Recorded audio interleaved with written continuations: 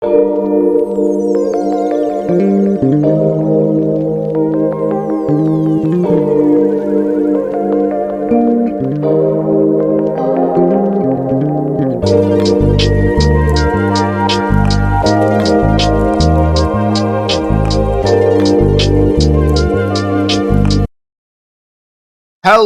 and welcome everyone to the VIS League. It is week 2 of Division 1. I am Brackish Brit here with the mighty Yulway of the VCS to bring you Built by Us versus VIS eSports.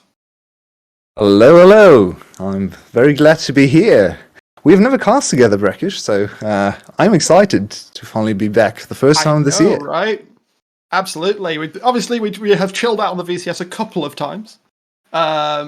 But yeah, first time interacting properly, and we have so much to chat about. 12.3 looks to be a somewhat impactful patch. Yeah, mostly in terms of items and maybe the odd champion here there. I actually thought the champion adjustments mostly were on the softer side. Of course, we have the Ahri rework, reshape, which is more interesting than the others, but then the Zeri nerf, the extra nerf, all of them were moderate, so those champions should still be very relevant. So, yeah, let's see what happens. I think the items are definitely the focal point of the patch today. Absolutely, and specifically item-wise, I want to see if either of these teams fall into the potential pitfall of comfort with the giant nerf, and I can't understate how big the nerf was that was given to Sterix Gauge. It's basically the people that used to build its second item after Gore Drinker every game and not really think. You can't do that anymore. The shield is so much weaker, and it scales off bonus health, so you're not really building it until maybe third, possibly more likely fourth. I think it's high time for that, because the combination of the two bruiser items, first and second item, made you so insanely tanky in the mid game, especially Jin Zhao, Jarvan, even Lee Sin. It was just a little bit too much to deal with. So I'm very happy to see those champions nerfed, not in the ground. They can deviate, they can go for other builds, but at least this super powerful mid game combination is now out of the window. Out of the questions for the most part. Let's see if people still want to go for it, if it's still somewhat valuable, but we're into draft already, so this is an exciting time. So far, no one is touching Ahri, so third ban, a little bit more time, but this one is the one. Yeah, this one is the one we expected. Akshan, so much Akshan played by the Holy Sheep, and deserved ban. Even though it got nerfed, it's still a very strong champion. Yeah, as you said, most of the champion-specific changes were on the lighter side, aside from the Ahri rework. And so I would not be surprised at all to see Holy Sheep pick that one up again. If he is given the opportunity to do so, bans all come through for first phase. I'm interested to see where priority goes. Ken Fresno has played a good chunk of Caitlyn, and it does look like that will be the prio for the side of BBU. Yeah, I'm a big fan of the Caitlyn first pick. I think it's super, super strong, especially in pro play, but also in lower level play. It's always the onus is always on the Caitlyn side to execute this properly, because on two items, the comparison, Caitlyn against another ADC like the Jinx, that's often picked into the Caitlyn, it's always favorable for the Jinx. But you're never supposed to be on the same item breakpoint. Caitlyn is always supposed to be ahead of the curve, and most of the time, she succeeds in doing so, and of course, the Lux, her primary partner in crime right now in the bot lane. This bot lane is very hard to deal with, even for a Jinx Lulu, so I expect a lot of priority coming through from BBU in this first game in the bot lane. Yeah, Ken Fresno and Thwesh, I'm going to struggle to say that, Thwesh Princess, should have constant push in the bot lane, so it's going to be up to the Cub to make sure that Pupsdonna doesn't come down and ruin their party. Obviously, CTC is mostly going to be trying to scale all the way into the late game, be some insurance for the side of VIS, and we see the jungle handshake as well, Viego being picked up as a counter to Cubs Trundle. It's shaping up to be a very divisive draft here. On one side, we have the very proactive, early game focused, proactive draft of the blue side. They need to make stuff happen. They need to accelerate. And on the other side, we have the reserved, we scale for late game. If you do one mistake, we just snowball.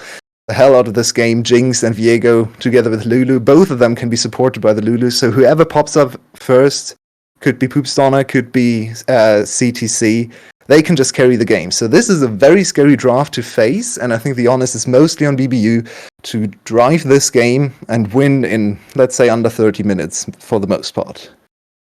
If they don't, then yeah, things start to look very scary. And of course, with the whole shtick of Season 12 is comebacks are more possible now than they ever have been because of objective. Ooh, it's just getting worse and worse. Oh no. It's getting spicier. Corki did take a slap on the wrist this patch, obviously. Package spawning later and having a longer recharge period. I think first spawn at 10 minutes and now it's every 5 minutes rather than 4. So he should not have it for every dragon fight. So your opponent doesn't have to live in fear constantly of that incendiary barrage coming in every time they try to set up for drakes. On the other side, they didn't change anything about his build or his insane damage and range, so that's still there, and that's still super scary. Corki against Caitlyn and Lux, so we have the ranged standoff. If this Jace is picked, we probably play the whole game 2 screens away from each other, just shooting missiles at each other. The question is, does Caitlyn, Lux, Jace actually make up for the poke of Corki? Because especially big one rockets, I have seen them kill people from 2/3 health around the half an hour mark. So yeah, life looking pretty scary. Yeah, and for me, my eyes are drawn to Cass in this game because he does have some range to contribute to the rest of this team, but mostly it's on him to pick the fight and start the fight. So he has to wait for the other members of his team to poke down the opponent, and then if he can land a good ultimate on, let's say, half HP Corki, he might be able to start the fight and one-shot someone. But then he's also the only one being able to jump into the enemy team, so he needs to pick his timings exceptionally well. Because if he goes too early or too late, or I don't know, if he doesn't have the burst to kill someone, he probably dies in an instant and the rest of his team can't do anything. So this Vex, there's a lot of pressure on this Vex to perform. Yeah, the side of BBU is very much lacking in engage other than the Shadow Surge or some form of fear setup from the Vex. So I'm imagining them just to try and play forwards, not actually look to start fights, but basically constantly be going, hey, I dare you, engage on us, I dare you. Because if they can kite back effectively, and they certainly have the tools to do that with Caitlyn traps, Lucent Singularities, the pillar coming out from Trundle, if they are able to constantly step back as VIS try to come at them, then I think that puts them in a really good spot. Oh, for sure. But I also really like this last pick decision from Chovers on Camille. Just going for a completely different approach to this draft. So they looked at the enemy composition and their own composition and said, well, we have all drafted disengage and range. No one has drafted any engage whatsoever. Like, there's almost no champion in this whole draft with engage. So we are going to say, well, if you want team fights, you have to start them. We are just going to put the Camille into the side lane, and eventually she's going to outscale the Jace, at least in the 1v1, and be able to pressure some turrets. So they are going to completely deviate from the initial teamfight approach of their composition and just say, okay, we have a solid core of 4 people. If you overstep, we can still punish you. But this is now about Camille being able to drive the game through the side lane. So I really like this deviation and draft and just saying, okay, we bring another win condition into this game. It's not just an ARAM in the late game, 5v5 in the mid lane. We have a little bit of side laning pressure here as well. Exactly. And with that side lane pressure, it's something to counteract the possibly terrifying siege setup that you have with these long-range carries in Caitlyn and Jace, and of course Vex is no slouch when it comes to doing decent damage at range as well, same for Lux. So I'm imagining around the 20-25 minute mark to see BBU try and group up as 5 and just push down towers, and Chova's probably be left on a side lane to try and pick some incremental advantages back of his own. Yeah, and the early game should be pretty defensive, reactive from red side here, from VIS, because Corki, Jinx, Lulu just don't offer too much, especially with the slightly nerfed package. You already touched on it. Corki is really even more just there to scale for the late game. He doesn't really exist in the first 10 minutes now with these further nerfs. So this Viego is going to have a hard time. There could be invades constantly, especially on the bot side. So what I would like to see this team doing is try to split the map, maybe. To put Viego on the top side, Jinx, Lulu on weak side duty. You can lose your tower in 10 minutes. It's not too bad. Of course, you never want to, but it's alright. And just make sure Camille can scale for free. Jinx is always going to collect the odd CS here and there, so she should be fine. Corki should be fine 1v1 in mid lane as well. So I'd really like to see an extra focus on top side to enable their extra win condition.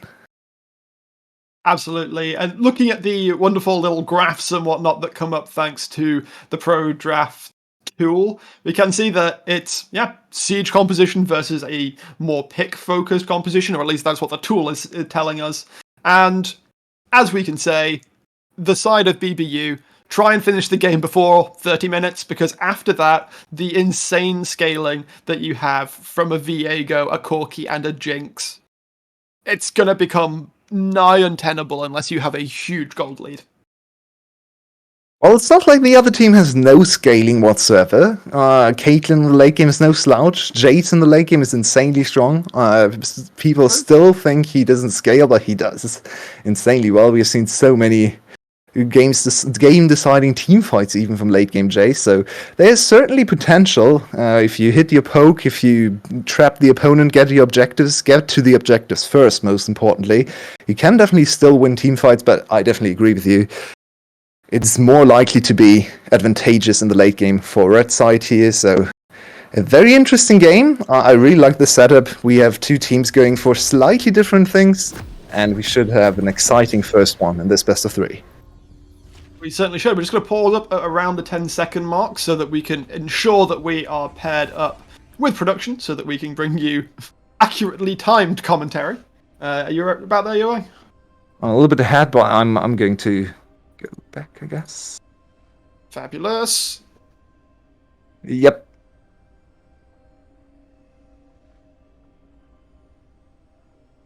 Alright, we are on to the Rift for Game 1, built by us versus VIS eSports.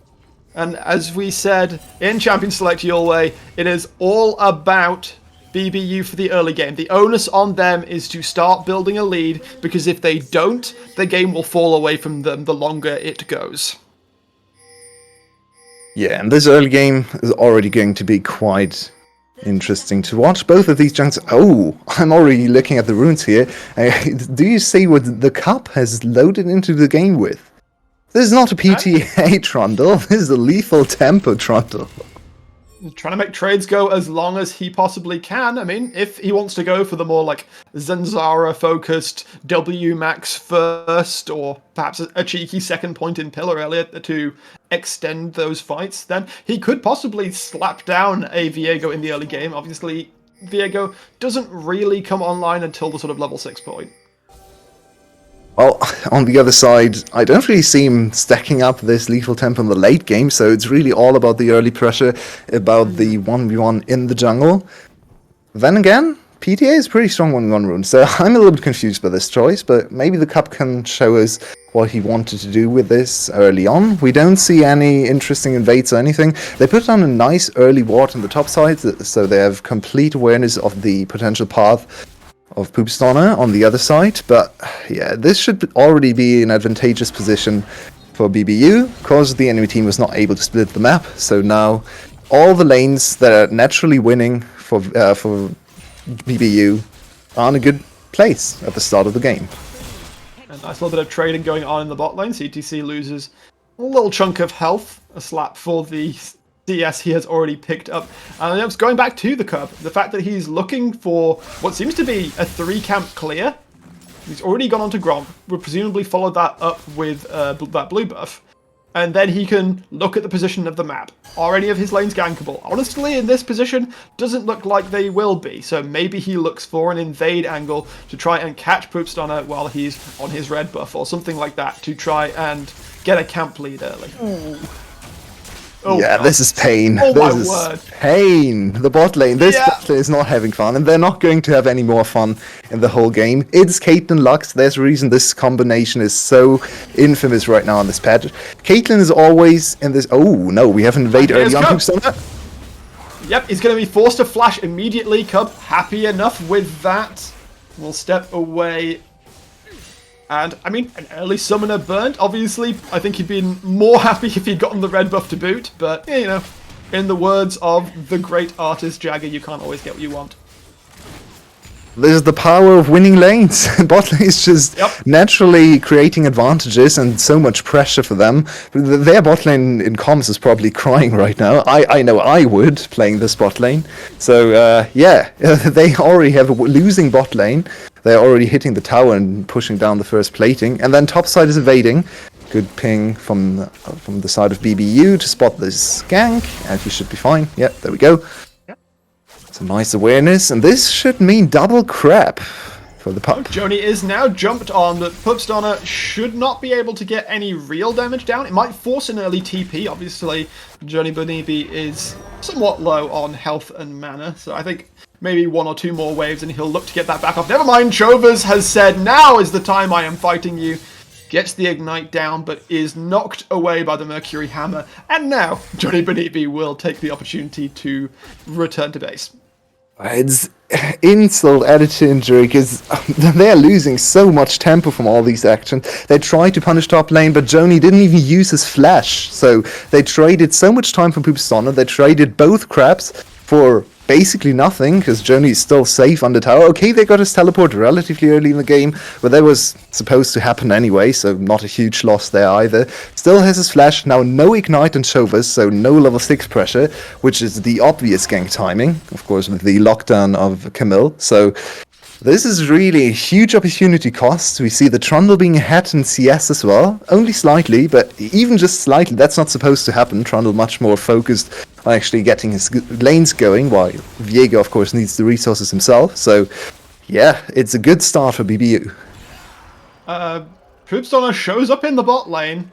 Looks like he's just going to try and even out the wave pressure that was applied by Ken and Thwesh at the start of the game. Obviously, they managed to get an early back off, which means Caitlyn already returned to lane with an early Noon Quiver. Obviously, picking that up means that her trade pressure isn't that much more powerful, since a lot of the gold value from that item is from the extra minion damage. It means more push, means the minions are going to hit the enemy tower even easier, and you don't need to try if you can just mine away tower gold. You're not going to get kills in the spot lane anyway, most likely, so I like this choice. It makes him a little bit more vulnerable to ganks, no early boots purchased. We do see the boots from CTC, so he's definitely focused on staying safe. They don't want to die, because it's already bad enough in this lane. He's actually stayed relatively healthy in terms of CS count.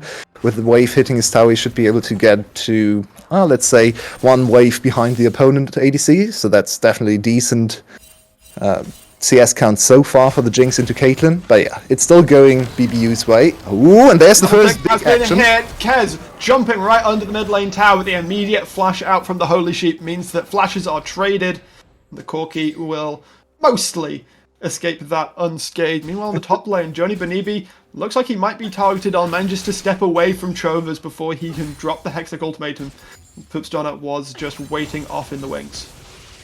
So I think that's a classic case of I'm getting bored here. I'm playing against Corki. Nothing's ever happened in this lane. He started here. Can we please fight? And against better judgment, I think he used his ultimate there. He knew there was W available, Valkyrie up, and the tower was close, so very likely to end badly for him. He still wanted some action, so he has to pay with his flash. Luckily for him, there's almost no CC on the other side, so he should be fine, but maybe a gank opportunity even from Chovas. I want to see him roam down, use his top pressure, and a lot of time invested by Pupsdonna to get some top pressure. Maybe a 3-man gank could open up the first blood for the side of VIS.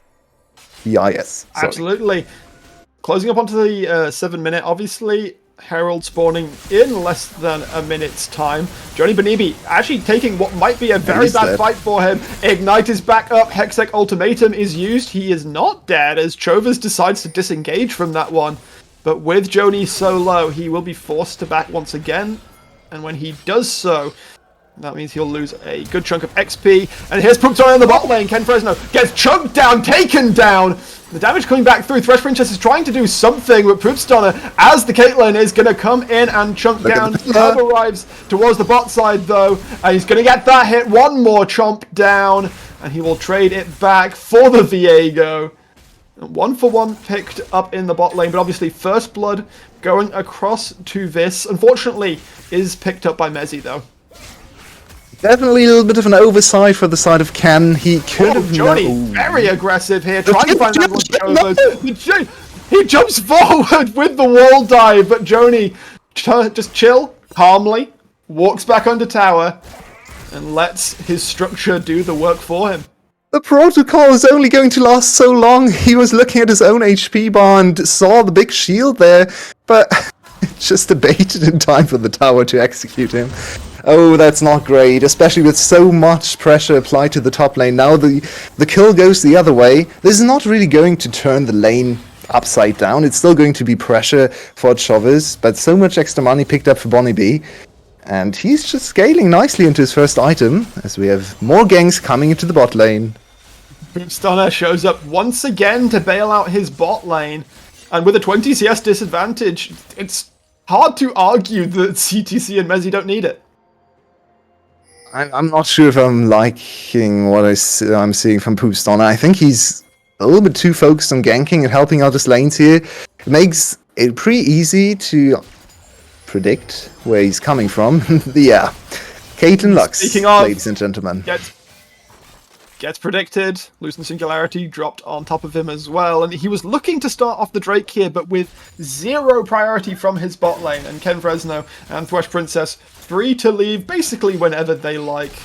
It's a minimum security jail for them, whereas CTC and Mezzy probably feel like they're in solitary confinement. In the meantime, the Cup just picked up a free Rift Herald. Now, to be fair, they actually, with all the time invested from Poopstunner into the bot lane, they haven't been able to push down the turret as effectively as you would maybe guess, especially from the start in this game. So only one plate down, but we might have a fight brewing here. Oh, this is a dangerous Q landing from... Flash away from Ken Fresno, manages to get away from Poopstunner here. One more hit onto the Viego will knock him low. Shadow Surge came out from Kez, but did not find purchase. And BBU disengaged from the Drake. Yeah, and they looked a little bit twitchy to me here. The communication not crisp enough. They do get a nice opportunity to get some plates in mid lane, potentially. No, actually going to disengage from that opportunity. But both flashes used from the bot lane, to me it looked like they had the better map positioning, but the Cup and Kess maybe not quite on the same page as their bot lane, so they got caught, even though they hit a nice Lux binding. Well, speaking of the Cup, trying to find an angle, but yeah, the pillar does not quite catch Mezzy against the wall.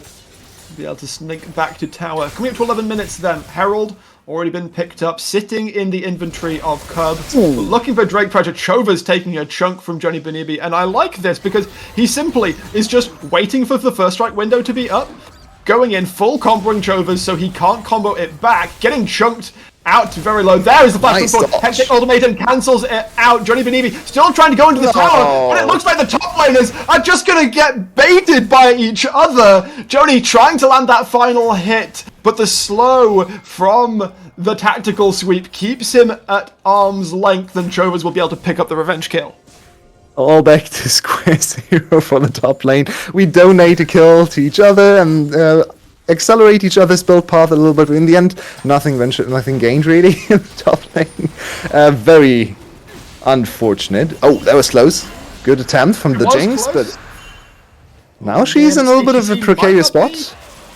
Looking for an angle, the Cub cannot seem to find a good angle for the pillar though. Poopstunner and Mezzy showing up towards the bot side to ward away the opposition, but note that the cooldown on the Rift Herald is getting lower and lower. Cub only has so long to put that down, and there's it's unlikely that it's going to be used for anything more than a couple of plates at this point. Yeah, and the more I see people holding out for the Rift Herald, oh no, don't do this! There's a dive from Poopstunner, gets exhausted immediately as he tries to go into the tower, and he is bait for the walls. Ken Fresno immediately just says, thank you very much, you activated my trap card. Pick up that one for free. Now Mezzi and CTC have to flee. Oh, there's the package coming in on towards the mid lane. Holy Sheep just using it for wave clear, it seems, as Kez quite calmly just wanders away from that one. I would really like to see if his W actually landed there. Wow, these trades are brutal. This Jace deals so much damage now. And he's getting gold every time he goes for these trades, by the way. It's like 80 gold or 50 to 80 gold every single instance he goes for these little trades. So even if Camille wins trades, he has lifesteal. He's just mining away gold for free here. The gold lead at this point is not super big. We're only looking at 1.4k. This should be 300 gold extra. So they are getting off to a decent lead. Maybe not quite enough to be satisfied with this composition, but I think they're doing well for the early game. So BBU coming up on the first item power spike. They've collected all the first objectives. They have the first dragon under their belts. Their Jace is getting stronger. Their Kaiten has an item now. So everything looking pretty good for the blue side. Yeah, one important thing to note, obviously, as we said, the general gist of the fighter item changes that happened on 12.3 come down to less tanky, more damage. Guess who really likes less tanky, more damage? I think it's Jace. He wasn't really going for fighter items in the first place, to be honest, so That's I'm not sure if it's really... Johnny Benibi takes a tower here, gets knocked into the position, gets a Hextech ultimatum. Chovez gets knocked out, though. Johnny looking for one last hit, can't find the shock blast to try and knock that one down, but Chovez is able to sneak back. The Cub is here on the top lane, though, and Chovez should be able to run away. Yeah, with the Frozen Domain showing up, this should just be an E away. Shield gets picked up. The flash comes forward from the Cub. He's looking for the final hit, but it doesn't matter. The Subjugate plus the burn from Red Buff will finish that one. Where's he going, though? However, he is far from where he might ever want to be. Poopstunner is looking to try and pick this one up. And he steps into the Heartbreaker and will get picked up eventually. He tries too hard, walks a little too far into the enemy base, and unfortunately loses the tower aggro. How often do you say, unfortunately, loses the tower aggro in League? That's not that often, actually. Actually, I think he dodged the ultimate. He was actually hit by its smite. Good awareness from Poopstunner, because I saw the smite go on cooldown. I think he actually smited him after missing his ultimate, or the ultimate getting dodged. So nice shutdown going over there. I have to criticize the Cup. He had his ultimate and red buff hit on the opponent and still flashed after him. I think he was pretty dead, even without flashing after him, so a little bit overzealous there. How do you know that he's dead? Yeah, exactly. There's a little bit of excitement and nerves on the stage.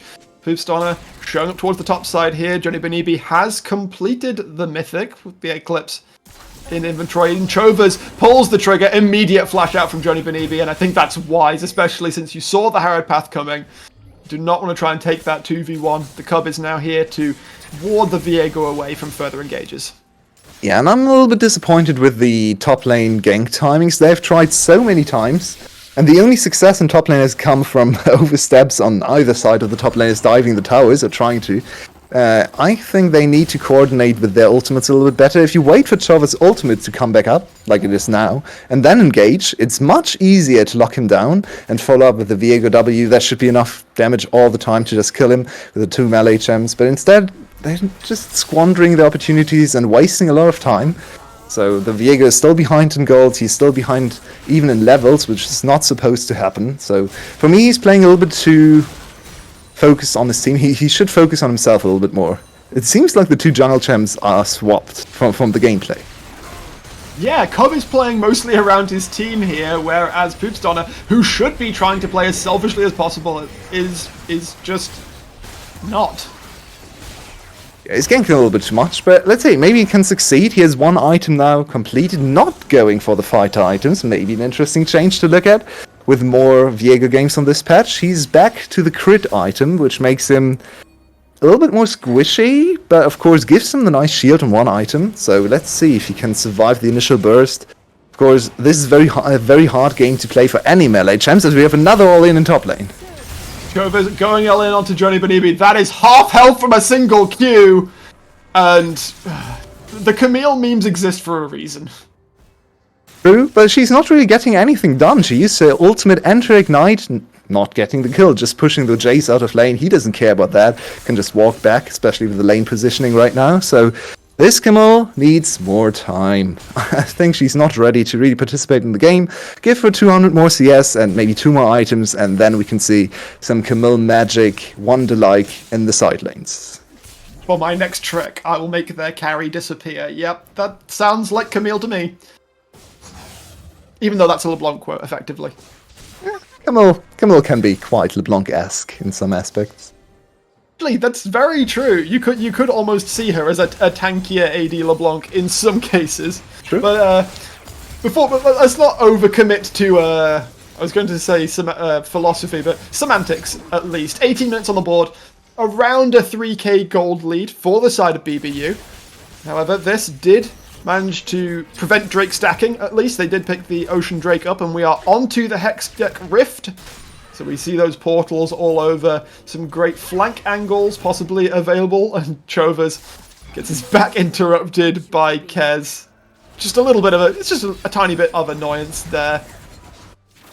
And on the very surface level macro analysis, BBU has succeeded in plan number 1, get all the outer turrets, so they've advanced into the second path, the second stage of the siege game, where they're trying to get the secondary turrets, and they're actually doing quite a good job. Oh, but Camille is here. Showing up towards the mid side here. Teleport comes forward from Chovas, however, immediately counteracted as Kez comes in. Johnny Benibi will pick that one up. Poopstunner has already been dropped down to a 3rd health and cannot commit to this fight. However, Holy Sheet is firing back. Second Shadow Surge comes through. Is he going to follow it up? Yep. He is going to follow it through, and burst. Pop goes the Lulu, and the chase continues forward. Poopstunner and Cub going for the most right-click intense trade. But this lethal tempo paying dividends. Absolutely, if you're left to just auto-attack the opponent, it's feeling pretty good. Oh! Now that 3 people still on the mid lane, huge chunk of damage comes through. CTC and Holy Sheep are going to have to disengage from this one. The inner turret falls. It looks like BBU are going to try and get a little bit of chip onto the inhib as well.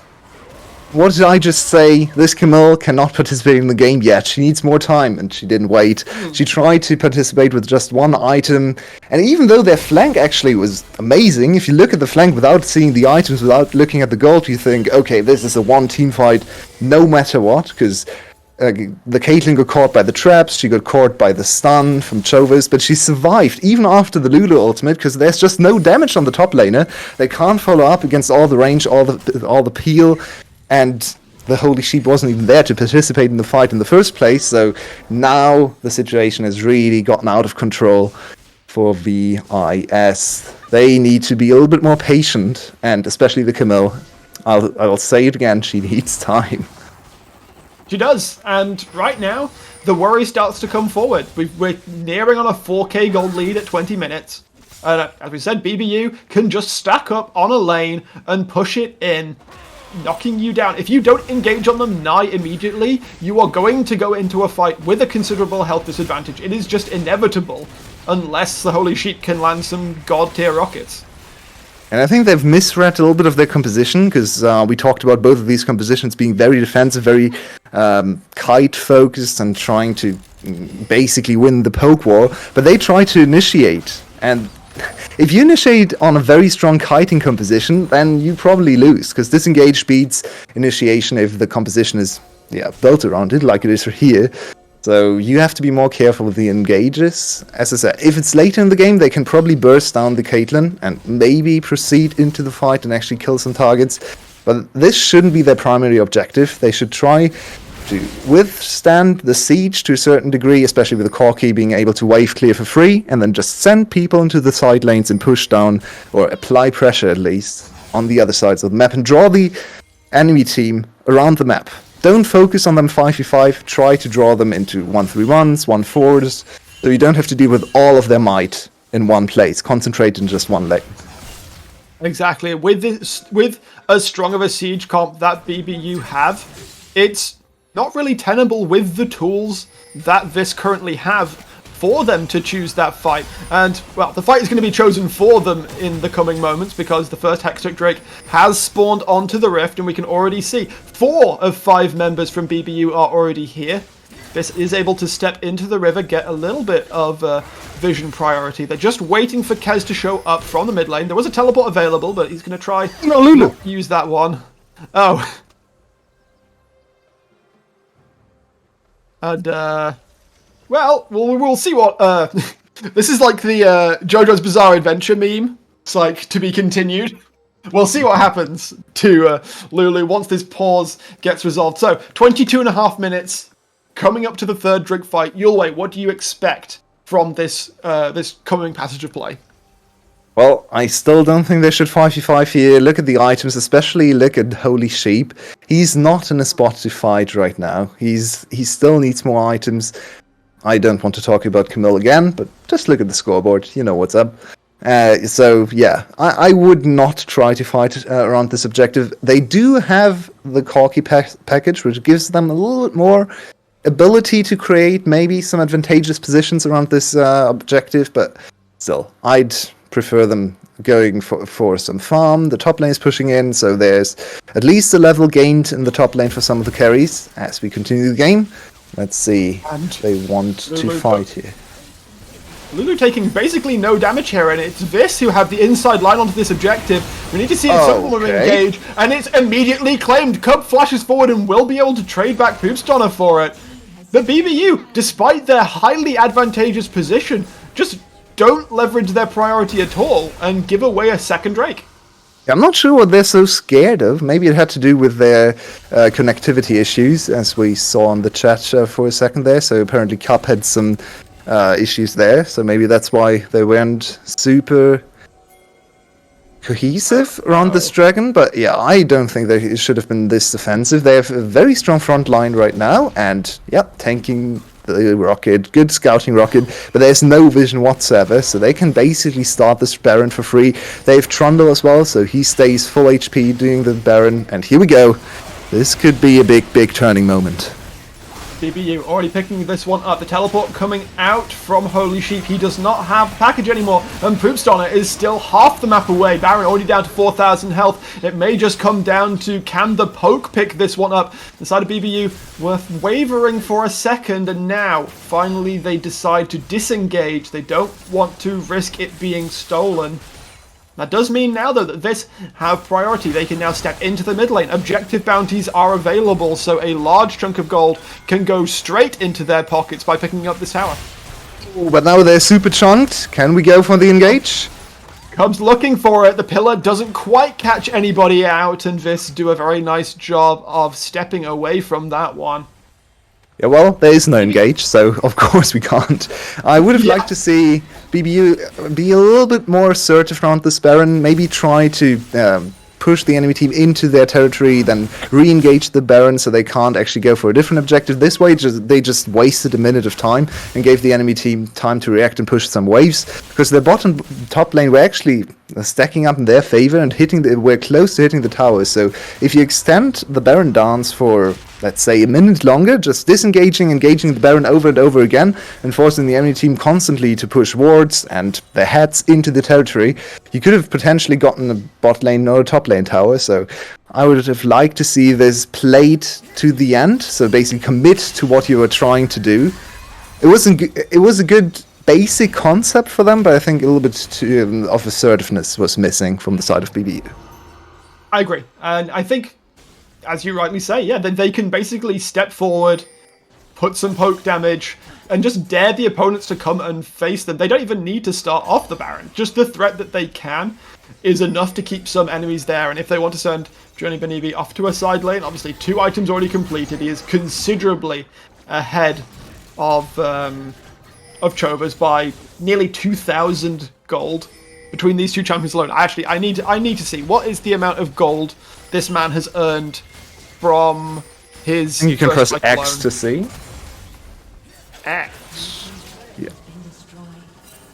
I want to see. So we've got the actual gold advantage, which is about a 2,000 gold lead. But I'm wondering how much gold he's earned. 600 gold earned from First Strike. Yeah, well, that's okay. It's gonna get more. He's basically 4-1 right now. Yeah, yes, he is a very strong boy. Their siege is still insane, but still, Ken, Ken, you are not supposed to respect walk the this enemy. far. And Yeah, the you're Corki is Caitlyn. finally coming together. Look at him, 2 items done. Already distract Muramana as Manamune. Muramana actually completed some penetration, actually a lot of penetration already under his belt. So this Corki is only getting stronger and stronger, but he has his 2 core items, level 14, so close to accelerating to an insane point. They need to step up their mid game a little bit more. The game has slowed down significantly. You see the gold lead has closed, but that's actually not super important. It's more important to look at the items, and Jinx is getting stronger. She's on basically the same item breakpoint as the opponent's AD carry, which is very good for a Jinx against Caitlyn matchup. The only real problem is the top and jungle position. So the 2 carries, or the traditional carries in mid and ADC, are actually doing well for the side of VIS. They certainly are. And we've got sub a minute until the next Drake spawns, and here is this Corki breakpoint. He cannot pick up the package for this Drake fight, so it should be BBU favoured, but they need to get there. They need to actually clear out that vision, set up priority for themselves, because Mezzy, already there. Holy Sheep can look to do the same. Poopstunner is making his way down as well. You see, can the Lulu be caught out here? Huge chunk onto Ken Fresno, but Joey Benibi is huge. Mezzy will get taken down eventually with 10 more seconds to go, and it being a 4v5. This should just be VIS saying, nah, we don't need this. We can just concede this one. We've already got 2 Drakes. We have a little bit too adventurous from this Lulu. Exactly. Oh, close. That was actually a good attempt. Again, this Jinx knows how to steal some objectives. So far unsuccessful, but very close to it. But yeah, this Lulu shouldn't venture out alone into the dark. It's very scary out there, especially against this Jace, who can one-shot you anytime he wants. I was about to say, Joni was not looking in a good spot in the top lane here. He recognises that and goes for the recall. He's cancelled it though. 4 members up towards the top side from this. If they spot out this space, they can go for the dive. CTC gets caught up, hit up, and taken down, smacked down. And Joni Benibi, what was looking like a horrible situation for him, is not capitalised on at all by the side of VIS. They lose their carry for this, and once again, their eyes can turn towards the Baron as one of their main damage sources. God, there is the Shadow Surge coming fast. Bye-bye, Mezzy. So many ultimates committed. And Ken Fresno will, this needs to be Baron. Himself. This needs to be Baron. You got 2 kills. Yes. It should be free for you to take the Baron. Yeah, Shadow Surge was still available, but you don't really need it here. I don't like the Siege. Don't go for the Siege. You can Siege afterwards. We have the strongest Siege team ever assembled. So just go for the objective. It's free right now. If the enemy jungler makes it in... Here are the respawns. I think they've squandered the opportunity, which means they have to reset, and the game is still in a relatively even state, even after these huge picks. They get a dragon. It's getting scarier. Look at this Corki. The big 1 damage. It chunked everyone to half HP, and I'm not too happy with the positioning of Ken in this game, because he's walking a little bit too far forward all the time. Longest range ADC in the game, of course. That's at least base range. But yeah, the Corki's rockets are W range, so you still need to be careful. And yeah, the team gets away with a 5k gold lead, but they're still far from closing out the game, and the enemy team is only getting stronger. Absolutely. The big pressure point at the moment is Joni Benibi, who sat at 12,000 gold right now, 2,000 above basically anyone else in the game. Actually, 1,500 above the closest person, who is the Cub. Actually, with the 2nd most gold in the game on that trundle. But CTC picking up a lot of farm for himself, getting pretty close to completing that 3rd item, and with an Infinity Edge under his belt, that Jinx starts looking very, very scary indeed. So now we have a little bit of time, I think, to focus on the new items and the new bruiser builds, as we have another Baron start. I like to see this, but the enemy jungler, is he aware of what's happening? This Baron might go down. Yeah, TP already coming out from the side of Holy Sheep. Chova's getting chunked out, already down to 4,000 health. Are they just going to disappear again? I think they can do that. They had plenty enough time. They're too scared of getting engaged on, but there's no engaged in the enemy team. You don't need to be scared. They don't have package. Their engage is horrible. You can isolate anyone. Joni trying to find the angle, gets the Q down, but the tactical sweep will get the slow off. Cub trying to run forwards, but yeah, there is no engage angle for either of these teams. It is just a case of who gets set up first and who actually wins this game of chicken. And it seems to constantly be VIS, because BBU do not want to risk a fight. Yeah, even if the Baron gets stolen by the enemy jungler, who needs to commit Flash or Ultimate or both to get in there, you can probably kill him afterwards and then maybe chase into the enemy territory anyway, so I think they need to be more assertive. They barely lose any health around Baron either way. They have Trundle with lifesteal and his W. They have the shield from Lux, one of the best Baron protection shields in the game. Only second to Senna and Sona probably in terms of support, so just do the Baron! It's not that scary. They've started off again. Another Super Mega Death Rocket comes through and scouts this out. Already down to about half health. Ken Fresno is the one sitting at the front. Holy Sheep, however, is the one who gets caught up and gets collected. Now dropping down to around 3,000 health. It's all about Poopstar. Tries to go forward, tries to find the angle, but he's not going onto the Baron. He's going into the fight. The Baron gets picked up, taken down eventually. Chovas is going to be able to take down the cup in training. It looks like Johnny Benibi, this incredibly fed Jace, will get taken down as well. However, it is going to be traded back. Ken Fresno will be able to run away from that one. 3 for 2 eventually. And finally, we have a Baron fight. And finally, BBU pick it up. It was a long and arduous way to the Baron, but after 10 minutes of fighting around the dragon, a Baron constantly back and forth and being a little bit too skittish maybe around this objective, they've finally collected it, and this should also be another Hextech Drake, bringing them a little bit closer to another win condition potentially.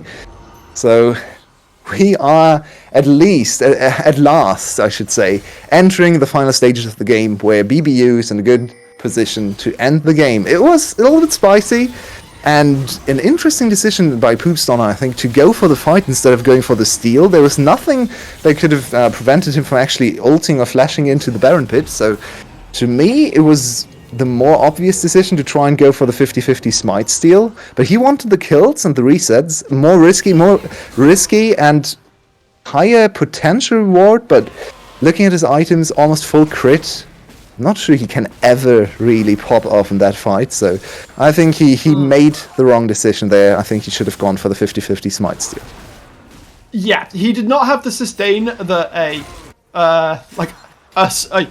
Sunder Asterix Viego would have had last patch. Like, you can't just survive in the middle of an enemy team anymore, thank God. Fighters can't just pretend, like, fighters can't just be cosplaying tanks that do actual damage anymore.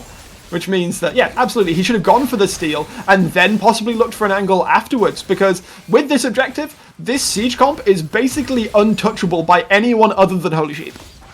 The problem is, Holy Sheep is Corky, probably the strongest champion in the game right now, and yeah, he can 1v9 this game if he hits some rockets. We have already seen his big rockets. Yep, look at Ken, he's down to half HP. He's just overstepping again. Yep, it's a little bit, we've seen this before in this game, and yeah, he really needs to look at his positioning after this game again, maybe after the series, because you still have to play some more games, but regardless, the poke is flying from both sides, and we see Holy Sheep, oh, careful, and now he's gone, so that should be the tower. Yeah, Ace in the Hole knocks Holy Sheep away. I don't believe there's a package available to be picked up here, so now the members of BBU will be able to break open the base, take down the first inhibitor, and then look for some crisp rotations onto a side lane. Teleport coming through here, actually. It's Chovas looking for an angle behind here, but none of his team are there to follow up, and immediately has to disengage. That teleport burned for nothing. The chase is on, though. There is the package coming through. Holy shit, trying to do something. Absolutely decimates Thresh Princess here. Benibi trading with Chovas, flashes over the wall. One more hit comes through, and there is the takedown. Poopstar trying to chase into the jungle, gets the stun on towards the Vex, but he gets taken down by the Cub. That's 2 for 1 overall. Bit of an overcommit by Poopstar there. Yeah. Let yourself be carried by your insanely strong mid lane. And do you see what he did to that poor Lux? Princess is not happy going to sleep today. Wow. I worry, your way, that we didn't show that in slow motion. I'm wondering if some of the viewers might not have even seen that happen. That was literally a blink and the Lux is gone. I think it was literally ult and auto attack for her to die. Maybe a Q was in there somewhere, animation cancelled or something, but yeah, that was a very dead Lux. And the game is still far from over, even though it felt like BBU was in control for the last 20 minutes, actually. This Corki is getting... Give it about 2 minutes, you'll way. The Hextech Drake is about to spawn, and if it goes the way it statistically should go, then I feel like BBU should be able to close out this game. What does Hextech Soul actually do in this game? It's a little bit of extra damage, but does slow enable them to engage with their composition? They barely have any engage. If you slow... follow-up poke.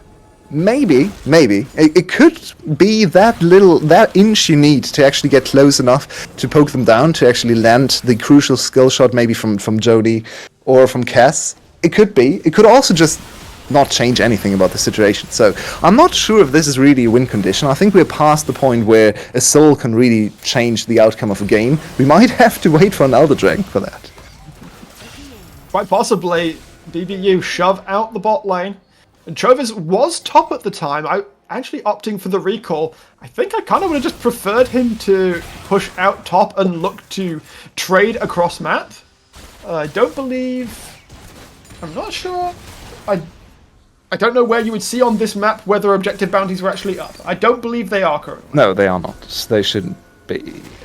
At least if the client is working correctly. No, but I don't think it's close enough in gold, far apart in gold to actually be up, because the enemy team is getting stronger and stronger, as I said before. But oh, look at this one. They are low on HP. If the rockets fly in here, blind, but this could also happen. They find him! Holy Sheep takes down Thresh Princess, but Ken Fresno will trade that one back. Chova's trying to find the angle, but will not be able to find it. Supermega Death Rocket drops 3 low! Heartbreaking coming through, looking for the reset. Flipstunner, can he make this happen? Gets exhausted, he's looking for Ken Fresno, but he isn't going to be able to take that one down. Cub surviving for so long against 4 members. Ken Fresno's trying to desperately get out. One more hit will not be enough. Chovas finishes that one up, and all 5 members of BBU are annihilated before the dragon can spawn. We are going to 7 drakes, and the game persists.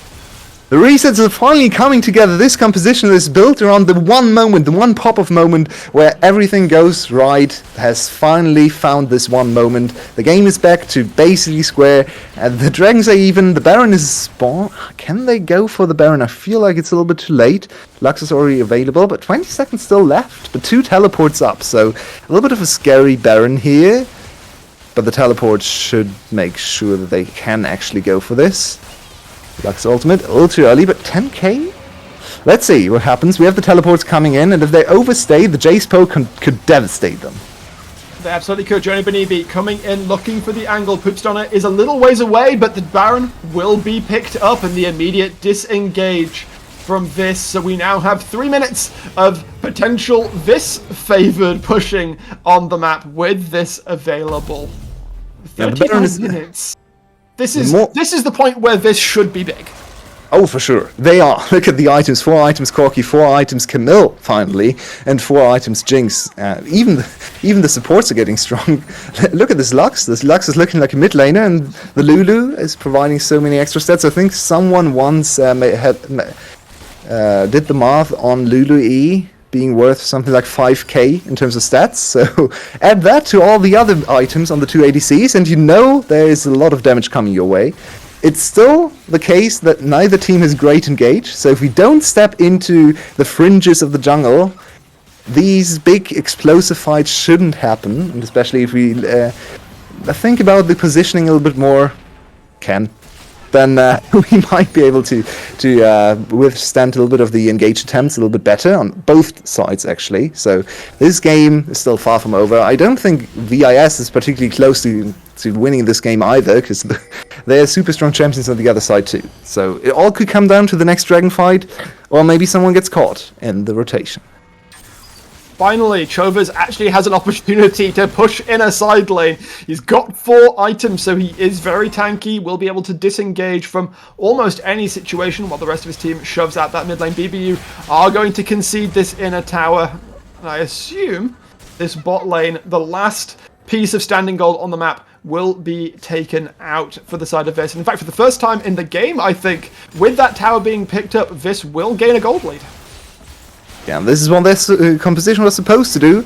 They definitely, it wasn't smooth sailing getting there. They were a little too aggressive in the mid game, but in the end, if you win if you get to 40 minutes with this composition, you are supposed to win. So now it's on them. The onus is on them, and it's their game to lose with this insane team fighting reset composition. Look at the Jinx! Oh, CTC looking for it. One more hit comes through. Immediately knocked into the Zhonya's, followed up with the Heartbreaker. However, Poopsona not able to take down Kez. They're looking for the angle here. Holy Sheep dropped incredibly low. Chovas trying to find Ken Fresno. Goes into the stopwatch. Chovas should be getting taken down, but Chovas finds the angle. One final hit. The Jinx is now going off. Ken trying to go forward to do something, but there are stopwatches across the map. And finally, VIS eSports, 41 minutes. This hyper-scaling team composition comes online, decimates BBU, and will claim game 1.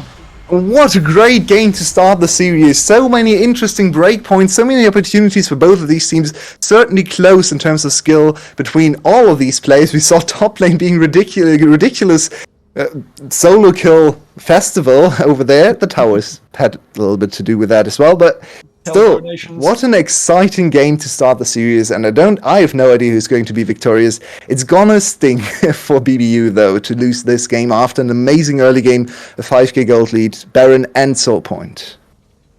It's a tough pill to swallow. We'll have to see if they have the mental fortitude to reset after this game, come back in with a fresh face, with a fresh plan. Obviously, they should have red side for this game, this second game. We'll see how that alters their priority, alters how they want to play this game. We're going to be popping away for a quick break, folks, while we set up game 2. Don't go anywhere, though, because this series is looking like it could go to all 3.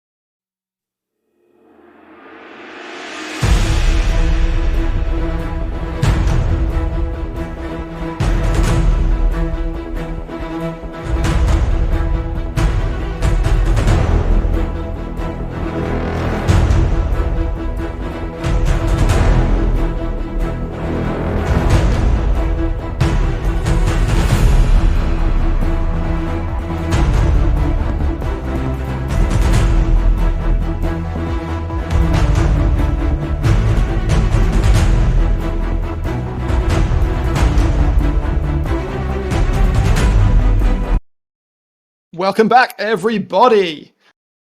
Division 1 looking towards Game 2 between Built by Us versus VIS eSports. A 42-minute game won. It looked BBU for so long, but one bad fight just before the final Drake, the very final non-Elder Drake spawning, and they just get wiped, and VIS kind of walks the game in from there.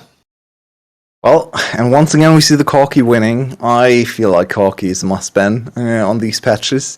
Even though he got a very slight slap on the wrist, I think he's still so insanely strong. So many builds you can go for, and especially the poke build. We saw the potency in the late game once again. It's just a little too much damage from too much range and too much safety. So I'd like to see the Corki banned. But let's see what the teams have in store for us. So, of course, swapped sides. So now blue side for VIS and red side for BBU. This was actually the first game BBU has lost. Okay, it's only the second series of the division, but still, breaking their unbeaten record now.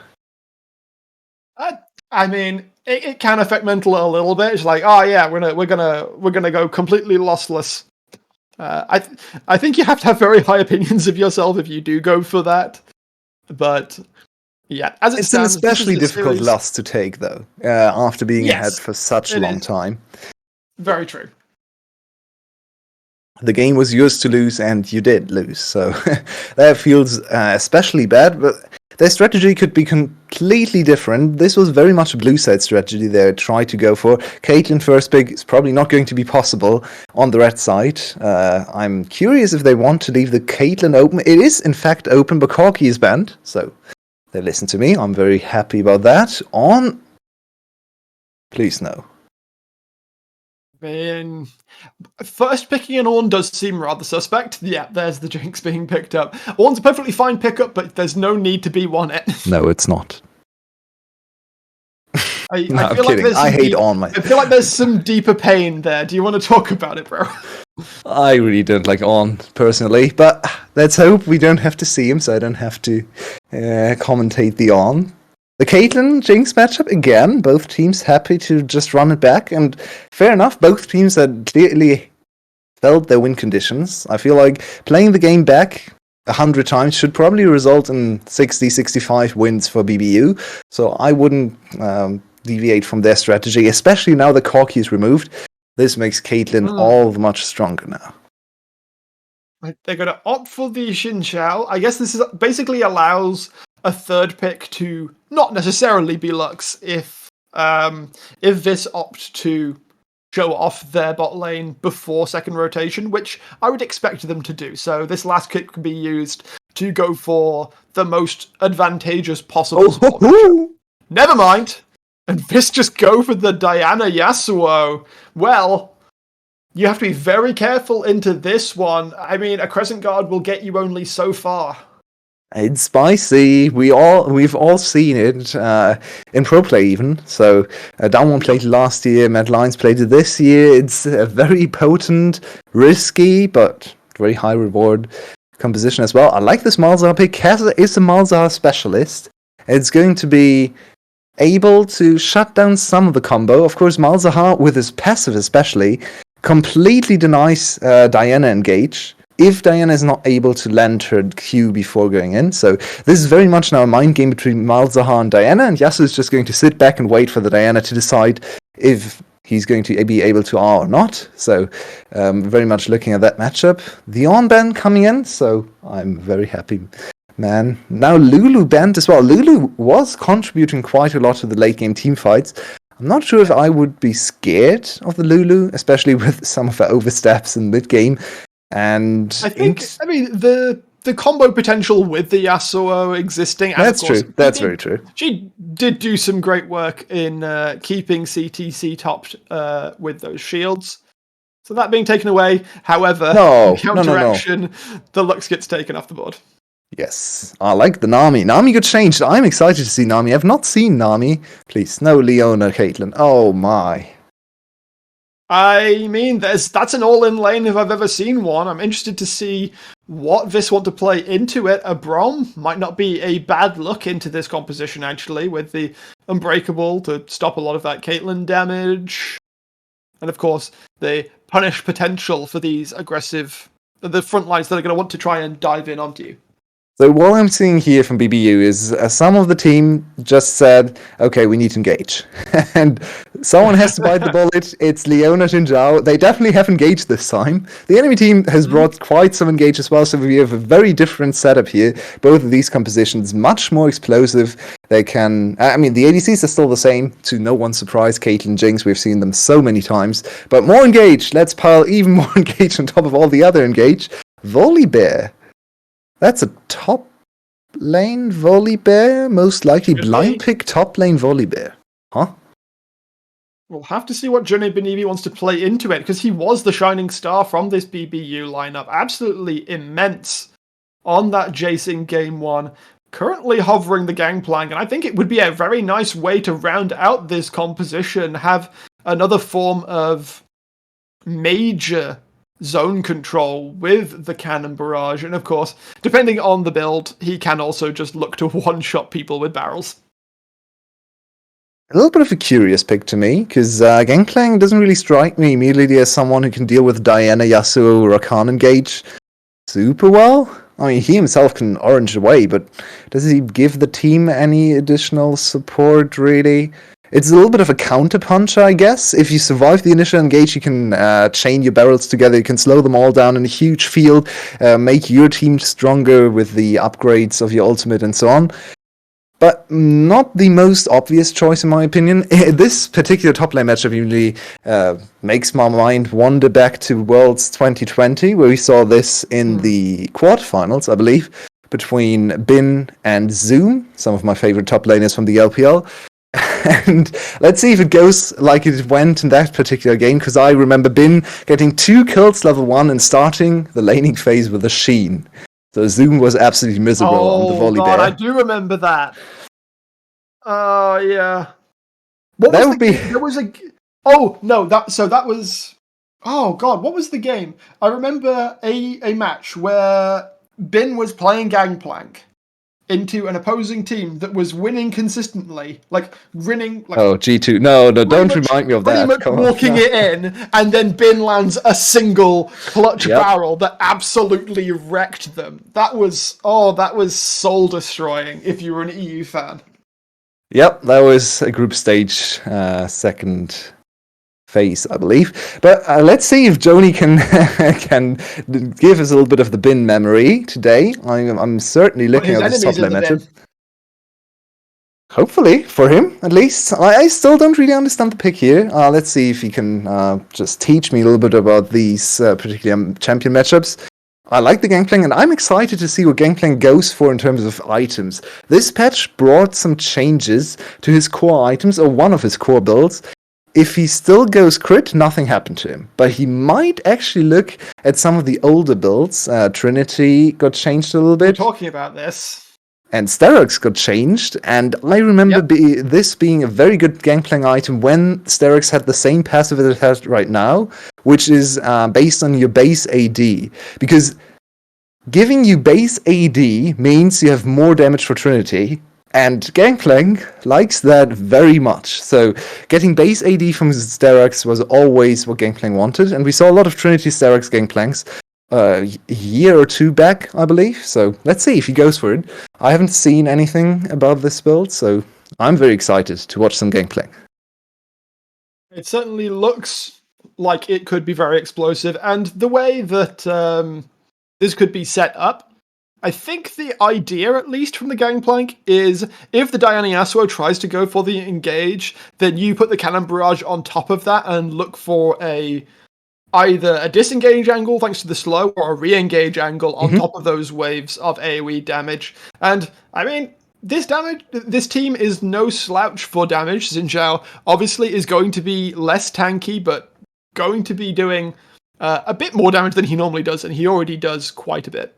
Yeah, that's why I went for the term counterpuncher. Not very established in League, I guess, but it very much in tennis used a lot for people who use the enemy's power against them, and basically you turn everything and then accelerate the enemy's ball through their own, or using their power against them. That's what the Gangplank wants to do. He wants to wait for them to gather in one spot and then use all this AoE and strike back.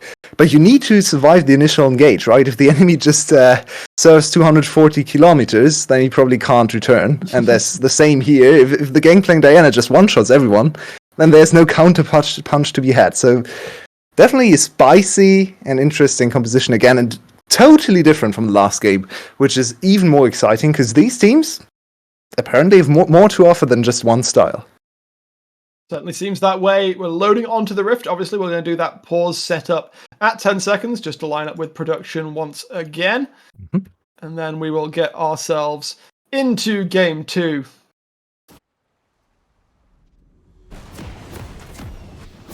Production, can you hear us?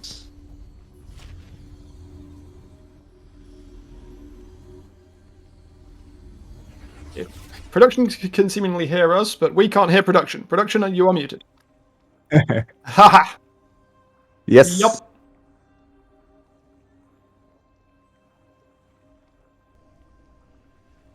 All right, loading onto the Rift for game 2. Can Built by Us even this back up? Never mind. Straight into a pause. Can they even it back up, or will this eSports close this one out with a clean 2-0? Oh, fairly short pause, all things considered. But I see 5 members of VIS heading towards the top side your way. Maybe a little bit of a spicy level 1 coming up. Their level 1 is quite potent, for sure, with the Rakan engage, Volibear follow-up point to ClickCC. So if they find anyone, nope, they got spotted. So shouldn't amount to much, as my game is frozen. Yeah, it'll just be the pause bug. Okay. Or the, yeah, whenever there's a pause, it comes back immediately and then accounts for a little bit of the delay later. So yes, Johnny Benibi bots that one out. So unfortunately, no spicy play from the side of VIS eSports just yet. We'll wait a little bit longer before the bullets start flying. We do have another lethal tempo on Yasuo, that's to be expected. It was quite interesting on the Trundle last game. Actually did way more than I expected to see. No lethal tempo for Jin Zhao, and no PTA either, going for Conqueror. So aiming for the longer fights, which also plays into the theme of counter-punching, of waiting for the opponent to strike first and then winning in longer fights. So that makes a little bit of sense too. Other than that, no super interesting choices here. We have another exhaust on Ken. Last game, he failed the first instance of execution of the exhaust when the enemy jungler came down to gank him, and he failed the exhaust. But let's see if he can do a little bit better this time. No heal in either bot lane, so we are just playing with the HP bars we can see, which means more potential for spiciness down there. CTC with the cleanse this game. There's actually not that much CC that he can cleanse away from, apart from that is there from Thresh Princess. Obviously, despite what right support might tell you, cleanse does not work on Malzahar Ultimate. It absolutely does not, so I hope he's aware of that. He should be. So it's just looking at the Leona, which is a little, yeah, I definitely agree with you. That's a little confusing, as we have the level 1 trade, and we all know Gangplank is quite a strong level 1 champion. Gets the Sky Splitter down. And this is just an even across the board trade. He needs to be careful, he's level 1 still. Oh, never mind. He gets the level 2, and now with barrels up, it's going to be pretty difficult for Chovas to stack that one up. Joni getting a little bit overexcited there, I think. He is trying to find the barrel angle, and will be able to find a hit onto Chovas, but not going to be chunking him out completely just yet. But I think Chovas is actually in a better position now, because he went... Oh, yeah, this should... Oh, Koga's already here on the mid lane. Knockup coming through. Holy Sheep gets dropped low, but no ignite on the side of Kez. And Johnny Benibi going to get jumped on. The flash is burned. In fact, flashes have been traded by both top laners. It looks like Johnny is trying to get back out, but he's walking through the Villa there to do so. Chovas with one more W will pick that one up. However, Sky Splitter comes down right on top of the Xin Zhao. One more hit comes through. Wind becomes lightning. He's taking so much damage from the minions, though he cannot continue. Will have to disengage from that. Basically just ends up leeching some farm from his top laner. The top lane party starts early this game, and we have more action in bot lane. Hoopstunner is here in the bot lane. Yep, there is the engage coming forwards. Mezzi trying to find the angle. It's Thresh Princess and Ken Fresno who are forced to flash super early, and this time Hoopstunner doing so much more work on this Diana. Yeah, and back to the top lane, just to finish my point, there is a little bit of an early game difference between in the two starting item departments, because Joni used his pots very aggressively level 1 and burned through all 3 of them, while Chovas were able to stay relatively even in health with a much stronger combat item, and that's why he won the level 2, level 3 trade this hard, because the enemy basically played without any items. So now he, of course, got the kill. He survived the gank, almost got another kill. So in a good position. He's not really going to be far ahead in gold compared to the Gangplank, but he's not supposed to be. So being even in gold against the Gangplank, getting an early kill and an experience advantage is very advantageous. But can he avoid the second gank? Cub is already right back up here. Chovas looking for the slam down, but the stun already come through. Cub is now going to be the priority target. Chovas trying to get the chop down, but it will be one more hit, and Joni Benibi. That name's actually kind of wordy. I was doing so well in game 1. We'll be able to pick up that trade kill. Holy Sheep in the mid lane. Gonna step forward for a little bit of a trade, but Kez is in a perfectly fine spot for the time being. We're not going to see any real blood coming out in this mid lane until the junglers start prioritizing it, I think. Yeah, very true. I'm a little bit disappointed in Chovas. I think he had an opportunity to potentially get for a kill there. Seemed like he gave up on any chance of actually trying to fight for a kill, but it doesn't really matter too much. Giving over the kill, and now it's sitting on 9 to 29 CS is rough in the mid lane. Now he is behind quite a bit. Oh no, holy sheep. He tried to go in on Kez just as the passive shield recharges. Can't get the knock-up on that one. And yeah, right now, Joni Benibi is going to have the push pressure, is going to have the CS lead, but that's basically how, like, it is known. This is how it was always going to be. Chovas knows this. He's not going for any kind of super aggressive build, building up towards a Balmy Cinder. They'll probably go towards Frostfire Gauntlet, and he's just going to be more useful later in the game when he's ulting on towers, removing them with Stormbringer, and allowing his team to find the fights they want. And one of the most annoying things about Volibear top lane is going to come into play more and more now, as Cup is trying to ambush this bot lane. But I'm not sure if this can succeed. No, Flash from Mezzy is down. He does have his E though. Oh, he's aiming for CTC. You can see it. He wants CTC. Yep. Wind becomes lightning is the important spell here. Oh, he got spotted out though. The support item from Thresh Princess went onto the Cub, giving away the Xin Zhao, the ultimate bamboozle Yulwei. Oh, it's the Voidal play. I'm not sure if anyone remembers that one, but there was a famous Soda play, Season 3 Worlds, where he did the same in a gank attempt on Diamond Procs and gave his positioning away. That's enough of history today, because it's 2022. That was 9 years ago. I remember that, though. Oh, I am such a league boomer. Like, we've been around so long. We have been coming up. Okay, that's an aggressive attempt. Steals the blue away. Cub is now technically playing into a 1v2. Thresh Princess and Ken Fresno are the first ones to get the angle down. There is the Nether Grasp, and Pupsdonna will be the takedown there. Goes on to Ken Fresno. I mean, buff transferred, although you'd preferably have that one on Kaz. A little bit awkward in terms of movement from both teams, I feel like. A little too aggressive, once again, for Pupsdonna. He has shown these tendencies in the first game. He's not going to stop in the game 2. Going to give up a kill and the first dragon.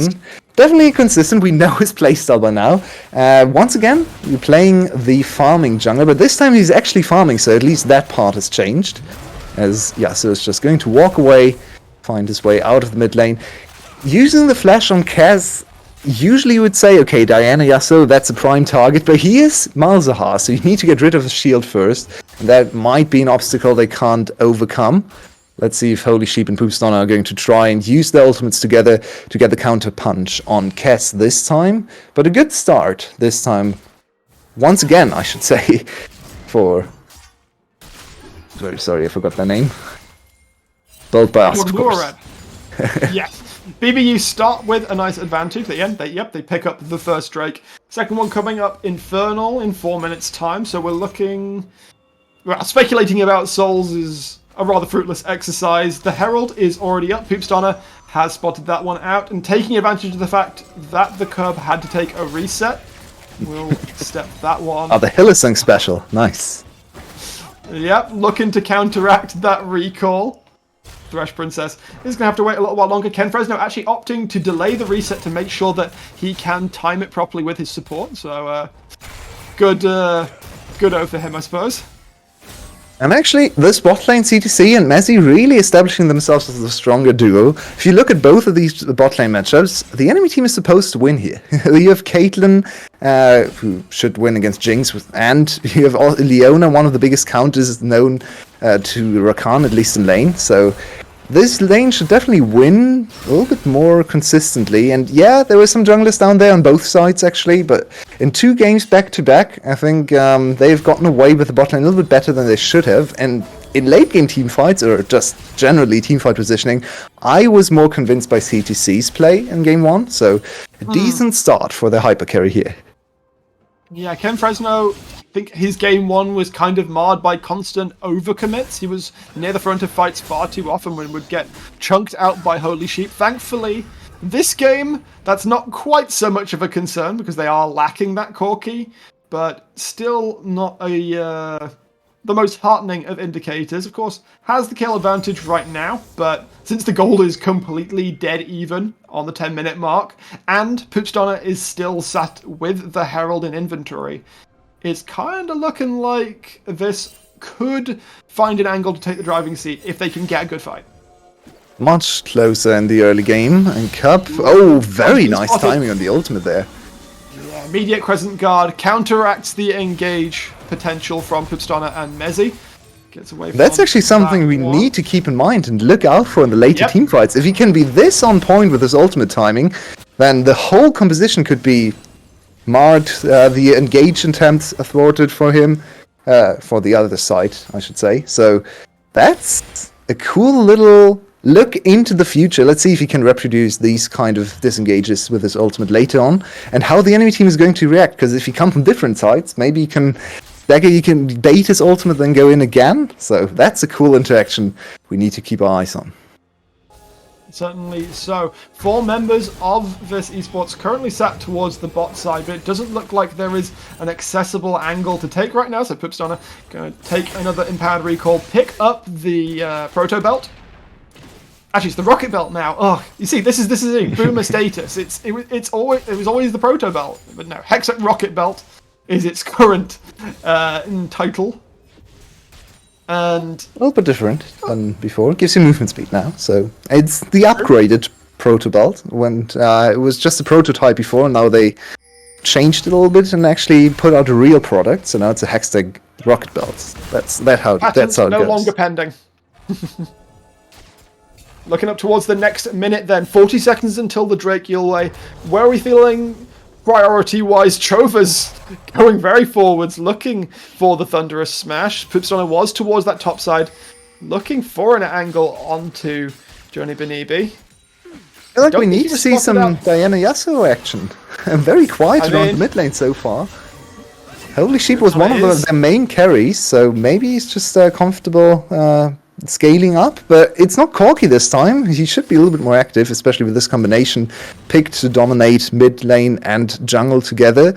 You pointed out Poopsdonna's first item. It's here, so they do have the potential to blow up targets. Holy Sheep! Holy Sheep gets caught. The Zenith Blade actually gets counted out. The Flash will come through, but he gets taken down. Poopsdonna is here, but the Kobe is going to jump straight onto that. Mezzi trying to survive just a tad longer. Ace in the hole comes through. Not quite enough to take down Poopsdonna, however. But with the Yasuo no longer on the board, 4 members of the BBU, rather, in the bot side river, they will look to keep that Drake stacking, looking in towards the mid game as it continues. They're trying to fight back, still traumatized from all of the Corki rockets. This game, they banned the Corki and they brought a lot of rockets or a lot of missiles of their own. Instant cannon barrage chained with so many other skill shots. Everything flying into the fight and the pick. They only get 1 kill, but they get the dragon. That's quite important because we're moving. They have a 2 dragon advantage now. Cloud Soul, very nice, but maybe not a win condition. I think most Dragon Souls at this point aren't really a win condition of their own. Some are stronger, some are less strong, but generally all of them have a very similar win rate in the high 80s. So if you get the soul, you have a very high chance of winning. Just looking at the statistics, and yeah, I mean, most of that comes from actually winning team fights around the dragons. They are in a decent position, but Joni might get dived here. Not like this, though. He's dodging away. Chovas can't find the angle. Fresh Princess showing up towards the top side here. Cub is here as well. Kez is here as well. And that's 4 people collapsing top side. Chovas is down. Poopstunner gets taken down for good measure. Double kill for the Cub. And that is a macro apocalypse from the side of Built by Us. The top lane towers are not doing these teams a lot of good so far. He just walked on the tower and forgot to use his ultimate or something. Wanted to wait for his jungler to come a little bit closer, but it's so obvious what's going to happen. And once again, the one striking first is the one losing. We've seen this many times so far in this, in this whole series, I should say. The only successful engages really have come from Kess flash ulting, and that's always going to be something that can be executed.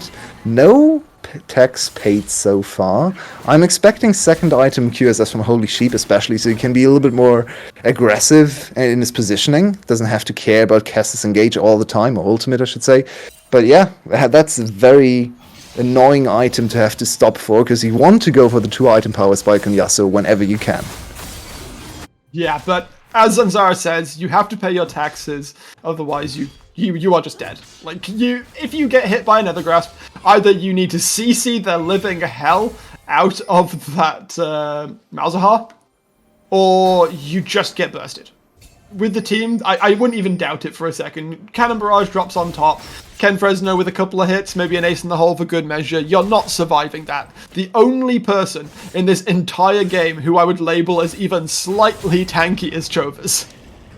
Even hey, if he can't get his ultimate off, a lot of the tankiness of this champion is in the ultimate, so even he is prone to dying to that full commitment. We already saw this team being very willing to invest Joni's ultimate immediately, Fresno's ultimate immediately, so there are no slouches there. Fresh Princess. They were looking for an angle of contest, but not able to find it. And once again, just large numbers advantage for the side of Built by Us towards the top. Although, Mezzy hovering, looking for that angle. Chovas now trying to find an angle onto Joey Benibi, but he's just kiting away, using those barrels to great effect, chunk after chunk. Stormbringer just not going to matter. Actually gets the Thunderous Slam. There is the flash out from Johnny Benibi, and actually, in the long run... Oh, Stormbringer wasn't even available. Good job, Rakish. You know what you're doing. Well, Joni didn't use his ultimate either. I'm not really sure why. I think he could have killed him there, in my opinion, but maybe not. He probably knows more about the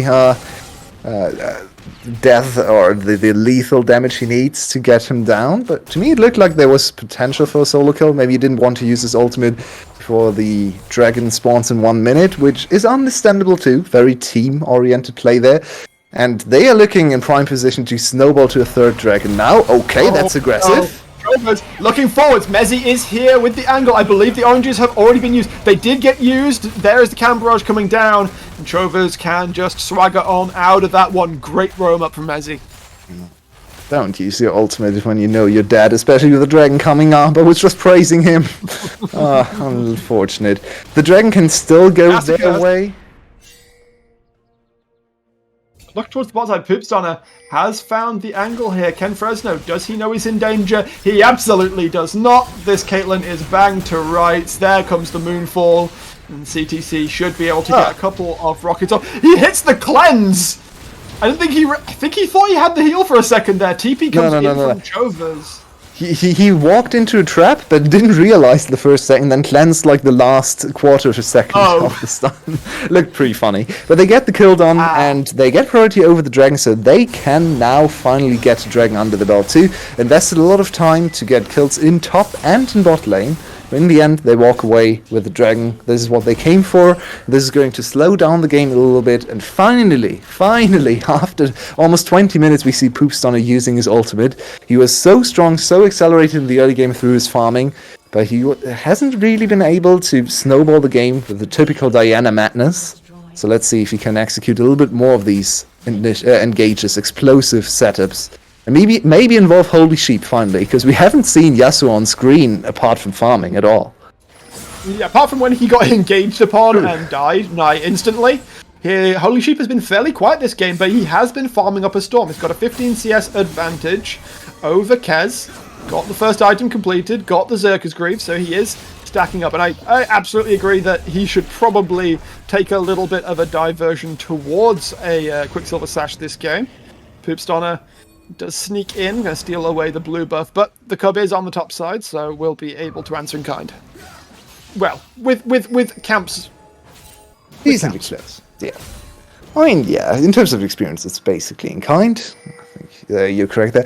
Look at this Gangplank. He is going full crit, full damage, not the Bruiser build I was... Nether Grasp onto... Okay, I was not expecting a Nether Grasp to be committed onto a Rakan, but, you know, you see all sorts of things in this game, and Rift Herald, while knocking it incredibly low, does not take the tower down. There is the flash, patching into two people for the last breath. Thresh Princess goes down, the Cub is shut down. CTC trying to chase forwards, but not able to land any more hits in. And suddenly, two members just vanish. Who needs a Diana anyway? The Yasuo is just going to do it himself. He has not been interacting with any of his team members, and he's not going to start now. He's going to land his own tornado. What an amazing play there. And they get to equalize the game. They stop the mid push too. They didn't even lose their tower, so a huge momentum for swing. And now, that's a lot of gold into the pockets, unfortunately, of Chovis, mostly. Who's the tank? He's not actually going super for a very tanky build, apart from his mythic, it seems. So maybe contributing a little bit more damage as well to the team. But yeah, this is the potential of the team fight, and can be even better when Diana joins in with all her AoE damage as well, and CTC gets a few more items. Thresh Princess has been caught out towards the mid side. However, that is a Leona, incredibly tanky, and it looks like this are not going to bother. Yeah, I'm just seeing so many dead Lulus on my screen, but fortunately, he's Leona, so he only loses 200 HP and walks away. Lulu would have been dead here. I mean, yeah, that's why you pick Leona. You can face check. Because it's much easier to play, yeah, true. I mean, there is something to be said for ease of execution, especially in these tournaments where playing the hard composition does not necessarily... I mean, high risk certainly can net high reward, but it's also... Well, I mean, it's high risk your way. Definitely. It means if it doesn't another go thing well, that is high risk, it's actually a very good transitioning point here. Once again, the Gangplank build. We didn't have a chance to actually extend on this crit Gangplank, but that's very high risk, especially in this game, where everything comes down to the initial 2 seconds of engage. If the Gangplank gets engaged on, he dies. He doesn't get anything off of this build. He is an ADC. Look at his items. He's building ADC items. He is not going to last long against all the engage from the other side. He only has 1 CC immunity, so there's too much CC coming his way. If he positions well and gets into the fight late and gets his crits off, that's a high payout, but I'm really not sure if this was the correct way to play this game. The Gangplank, yeah, he just provides damage at this point. A little bit of CC, of course, with his ultimate, but he's vulnerable in side lanes, he's vulnerable to engage, so let's see how he plays the rest of the game. He had some very good plays in game 1, he had some oversteps in game 1 too, so a very volatile player on a super volatile pick. Definitely, and I was going to look towards the build. I was about to shout at Trovers for going for Sterak second, but with a Volibear you can get away with it. CTC immediately burns the cleanse. Oh, that's early. Cub going for a very early Crescent Guard there. I think he was expecting Poopstorm to try and find an angle in That's here. That's the engage!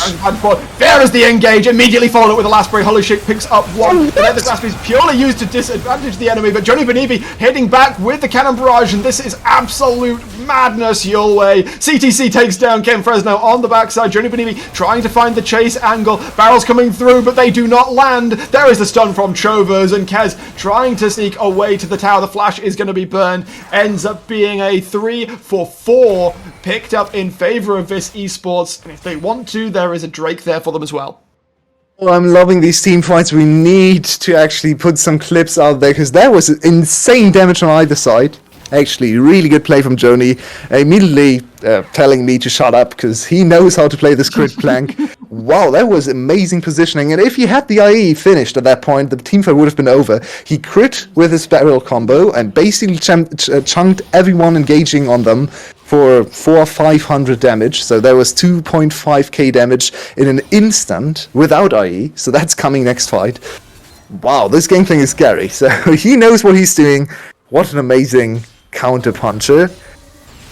But the engage was great too, and it's a 4-for-3. In the end, actually a winning fight for VIS. And CTC is quietly actually getting stronger and stronger as well. IE is close, he's close to IE, I should say, 3-0-4. And he played an amazing Jinx in the late game last game. He might be the one to carry another one. Sure did, your way. And a second Drake gets picked up for VIS eSports. They're now going to look to push into the mid lane. And once again, they send Chovas off to the side. He's tanky. He is a Volibear. It's not going to be an easy one-and-done commit if BBU want to go and deal with him. With that being said, he can just shove out these waves with impunity. Pootstunner as well feels pretty secure. Obviously, they're actually behind on gold right now, but power-wise, they certainly feel like that they can punch evenly, and I would happen to agree. I mean, it's a Gangplank game with first strike, so there's a lot of gold hidden in those passives. But yeah, let's change or swap positions a little bit for a moment here, because I want to know what you think about this Volibear itemization. New items coming in, Sterak's second item after a tank item. I think that's not a bad shout, especially for someone who has extra health. Actually, never mind. Holy Sheep gets caught and engaged on. Great use of the dash over the wall, but the flash follow-up from the Cub means that Joni Benibi can pick that one up with the Cannon Barrage. And yeah, going back to that Volibear very quickly, I think Sterak second is a great option for someone that is health stacking or someone that has means of gaining extra bonus health. Obviously, the Stormbringer does do that for Chovas. We're looking at an early Baron start here.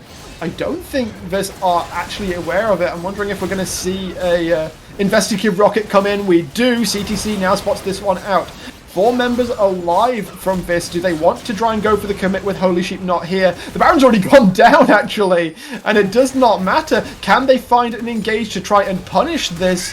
Doesn't look like it. Mezzy trying to find the lockup, but he cannot find Ken Fresno. Disengage comes through. BBU commit the heist and come away with the Baron. Very nice play, and they struggled so much with the Baron last game. This game, they just go for the Baron and take it. Very good choice. Learning from their mistakes, and quietly, Cass is getting stronger and stronger. Do you see? Okay. Stop using Nether Grasp on the Rakan. Especially with no other spell on the Rakan. There was just that. Both of them just stunned. Yeah. He stunned himself basically. It took more punishment from the enemy ADC. But other from his maybe questionable old choices in the latter part of the game, his damage is scaling up as well. And we don't really consider Malzahar to be an amazing damage carry, but he actually provides quite a bit of consistent damage.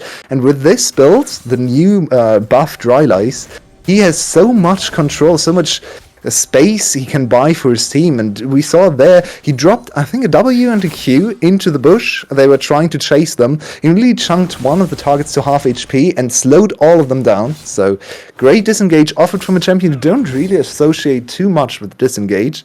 He's close to level 16 now. His ultimate is not the spell that really scales on this champion, so level 16 doesn't matter too much for Malzahar, but still getting stronger and stronger. Ultimate cooldown is low. And the QSS is only on one champion on the other side. If he ever gets an ultimate on CTC, that Jinx is going down. Talking about breakpoints your way. You mentioned Joni Benibi's build earlier. He has now finished up the Infinity Edge. 60% crit on the board. 250 CS. Once again, the highest gold earner in the game. Nearly 3,000 gold up on the nearest person. The nearest person being CTC, who of course has been a major beneficiary of the side of this game. And good to see, considering, as you rightly pointed out earlier, he has did great work for VIS in their eventual winning game 1. So, we need to see what the Gangplank does in team fight. The last one, he definitely had one huge barrel, but then actually didn't provide too much at the end of the fight. It was kind of outdone by the Jinx on the other side. We saw Gale Forces traded, so I'm definitely keeping my eyes on that as well. Jinx now finished IE as well, so we have a standoff between the two crit main carries. It's not Caitlyn this time, it's the Gangplank. Nope. Kate is just chip damage at this point. Yeah, she's waiting for more items. Caitlyn is in that power trough, everyone knows. This is famous for this champion. She needs 2 more items to be a champion again. I have overstepped here. There is the Stormbringer coming forward. The extra health will help out a lot, but he is dropping very, very low. Fresh Princess also dropping low, but Mezzy goes down, as does Chovers. The Cub going to try and step away here. Holy Sheep is there. Poopstunner was looking for the re-engage angle. However, with Johnny Benivi stepping on it. Oh my god! Where did the CTC and Poopstunner just vanished? I'll never question his itemization decisions ever again. That was... I mean, this is just Crit Gangplank in a nutshell. Ow. One-shotting the jungler and the AD carry without saying a word. Cool guys don't look at explosions. 1k damage on the Jinx. That's Yep. very easy to counterplay for CTC. I mean, he could have flashed, I guess, but it's also hard to spot. So now the game is getting more and more out of hand. And we might go to game 3, because it looks like BBU is striking back in full force. And their top laner, after some initial blunders in game 1, also a little bit of a questionable early game in game 2 for some, for the most part, getting solo killed. He is definitely pulling his weight in the latest stages of the game. Last pick, they gave him last pick, and he's making it work.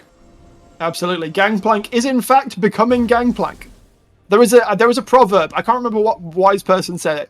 Like, I remember it because I'm a fan of doing really dumb things. Like, every season, it is a ritual of mine to play at least one game of Leona Jungle. It's just how I roll. Okay. The proverb is, no matter what role you play, eventually, give it 40 minutes and like 150 CS, every champion is going to become themselves. Like, every champion is going to do what they want to do. Just inevitably, unless you're building, like, a complete moron. So, Leona, for example, is always going to be tanky and have good engage. You know, so, at this point, Gangplank, always going to be chunking people out, always going to have great, consistent cross-map damage with the cannon barrages, and in this case, is just going to eventually, well, has reached that eventually point where he can just one-shot you with barrels. I want to see the coming down here. The Cub has found the angle. The engage is countered, though. It immediately gets picked on back. Holy Sheep now trading back forwards. 2 members already down. Johnny Benivi, the big damage threat is gone, taken down. And Fresh Princess and Kez trying to flee. They do manage to run to the hills. However, all 5 members of VIS eSports are still up, still pretty healthy, and can immediately turn towards the Baron. That is combo alert! Finally, they make it work. And, more importantly, we finally see the ugly side of this Gangplank build. His orders with these amazing one-shots. But I talked about it earlier, if he ever gets caught, if he's ever the first target, and they get on top of him before he can do anything, he just dies. He's an ADC. He's essentially a normal ADC. With insane damage, but also very, very squishy. He didn't get to use his flash, he didn't get to use his Gale Force, he dies in an instant, and the enemy team strikes back. We're back to almost even in terms of gold. They finally secure another objective. It's only in Cloud Soul, so, not, as I said earlier, not really a game-winning dragon either way. So we might be in here for a while, especially if BBU is able to get away with this win. We have another game in store for you. Yep, welcome to League of Swings, where gold leads really don't matter because one fight basically evens it all the way back up. Crazy damage available for both sides, and as you so perfectly and eloquently said, Johnny Benivi, you do great damage, but you know what prevents you from doing damage? Being dead, and he dies pretty damn quickly at this point. 4 items do not matter if you get caught in a Dehana Yasuo combo. He has not bought a single point of HP. So, yeah, he is just the standard. He's level 18, so he is a melee champion with level 18 HP, so he's a little bit more tanky, also armor and stuff, so a little tankier than the normal ADC, but essentially just your prime target. He's going to be the highest DPS target as well, so all the eyes on him. He's 100% crit finally, so every single combo is going to kill. This Jinx is probably going to explode from a combo and one auto attack or Q. Cannon Barrage comes down just to try and defend the tower. It does go down eventually, but Chovas is dropping very, very low here. Uses the Stormbringer defensively. The members of VIS will run away for now. 40 seconds until the next Drake spawns. Are we going to 7 again, Yulei? That is the question. Or do they... I mean, VIS don't necessarily need to contest for this one. Like, having a soul, yeah, it's nice to have. And they are in a very bad position to contest here. They don't have any vision in the river either, so this is going to be hard for them to really contest. We might see a little bit of a suicide mission from Poopstonner to try and get the dragon, but going into this barrel and trap maze is a very scary prospect, so I wouldn't advise going for that. It's only Cloud Soul, you don't have to. You might just throw away the whole game here if you go for this. Possibly, although no Cannon Barrage available, and we've got pretty much... They've actually dealt with the traps pretty nicely, maybe a little bit preemptive, prematurely. Immediately knocking down the Drake, and they will take it all the way to 7. BBU now forced to take a reset. The Baron is still up on the members of VIS for another... Actually, no, it's about to fall off. 30 seconds at max. Well, that's the power of assertiveness. They had no right to win that situation. They had no control, no wards. The enemy team had better range, better tools to disengage. They had better control of the space with Malzahar, with the traps, with the barrels. But they didn't really know. They weren't entirely sure how to proceed. They gave up space, and the enemy team just walked in there. Even though they shouldn't have won, they won the situation, and this could be another one of your favorite ultimate targets. Looking to try and get out, but this time there's enough damage to follow up. Johnny Benibi drops the Cannon Barrage to try and follow on to CTC, but the immediate flash, wisely so, from CTC. He has experienced the pain that Johnny Benibi brings to the table before and does not want to taste it a second time. Yeah, the poor chicken right next to him took 1.6k damage from that one hit, so very wise flash from CTC. Now he doesn't have a flash though, and there's a Leona in the enemy team, there's a Malzahar in the enemy team, so I'm not sure how this Jinx can fight in the next team fight. Shout out to Mezzy though, he has gone for the Mikhail's Blessing, so that's effectively a second cleanse. Obviously it's not going to be anything like having a flash, but you know, it's better than having nothing. For sure. The Mikhails can also not deal with the Malzahar ultimate though, so CTC is still unprotected against that Malzahar ultimate. So far hasn't hit him a single time though. Malzahar is a relatively short range champion. He does a flash though, so if he manages to just flash on top of CTC, they know that he doesn't have a flash. Flash on him, ult him, turn off your screen, your job is done. Everything else should be handled by your team. If he just manages to do that, then they should be able to win the game. We're getting closer and closer to the 40-minute mark again, and still nothing to be decided here.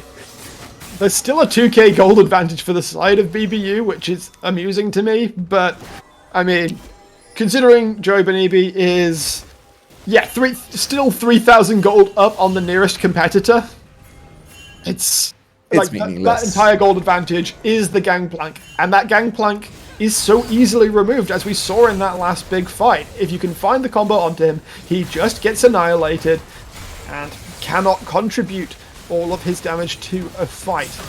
VIS now pushing in towards the top side. What was trying to test this one out. Cub going forwards immediately drops the Crescent Guard, and Chovas getting chunked out hugely. The Stormbringer comes just in place. Will eventually get knocked down. Poopstonner has been spotted out. Going to get the damage for engagement coming forwards from Thresh Princess. There's the Gangplank. Going to be able to disengage. The Gangplank is looking for it. Poopstonner finds the engage, finds the ultimate, destroys two members immediately. Holy Sheep trying to continue forwards, but is traded back, and Kez will take that one down. However, 2 for 2 solo laners for the bot lane, and with no big objective to contest, or to reasonably contest. Like, neither team is going for Baron in this state. Everyone will just reset for now. I think they disagree. Yeah. Apparently it's Jinx in the late game. It sure is. Poopstunner and Mezzi aren't that healthy, though. I worry that they might not be able to survive this one. And look, Mezzi is already being forced to disengage. However, VBU have no idea what's going on. And with the Jinx damage, they will be able to knock that down. Obviously, it hurts a little bit that Chovas and Holy Sheep can't have that buff. But since they're going to be pushing as 5, it shouldn't matter all that much. At this point, it's probably actually not about the pushing power. A lot of people forget that Baron is still a very potent combat buff. It gives you so many stats, especially at this stage in the game. You get 80 AP and more than 40, I think 48 AD at 40 minutes in the game. So that's a whole lot of stacks of other runes. Like Gathering Storm. That's basically 2 Gathering Storms for everyone in the team. So that's a lot of combat power, and we have some auto attackers, actually a lot of auto attackers everywhere in the team. That's just 48 more damage with every single auto attack from the Diana, from the Yasuo, from the Jinx, of all people.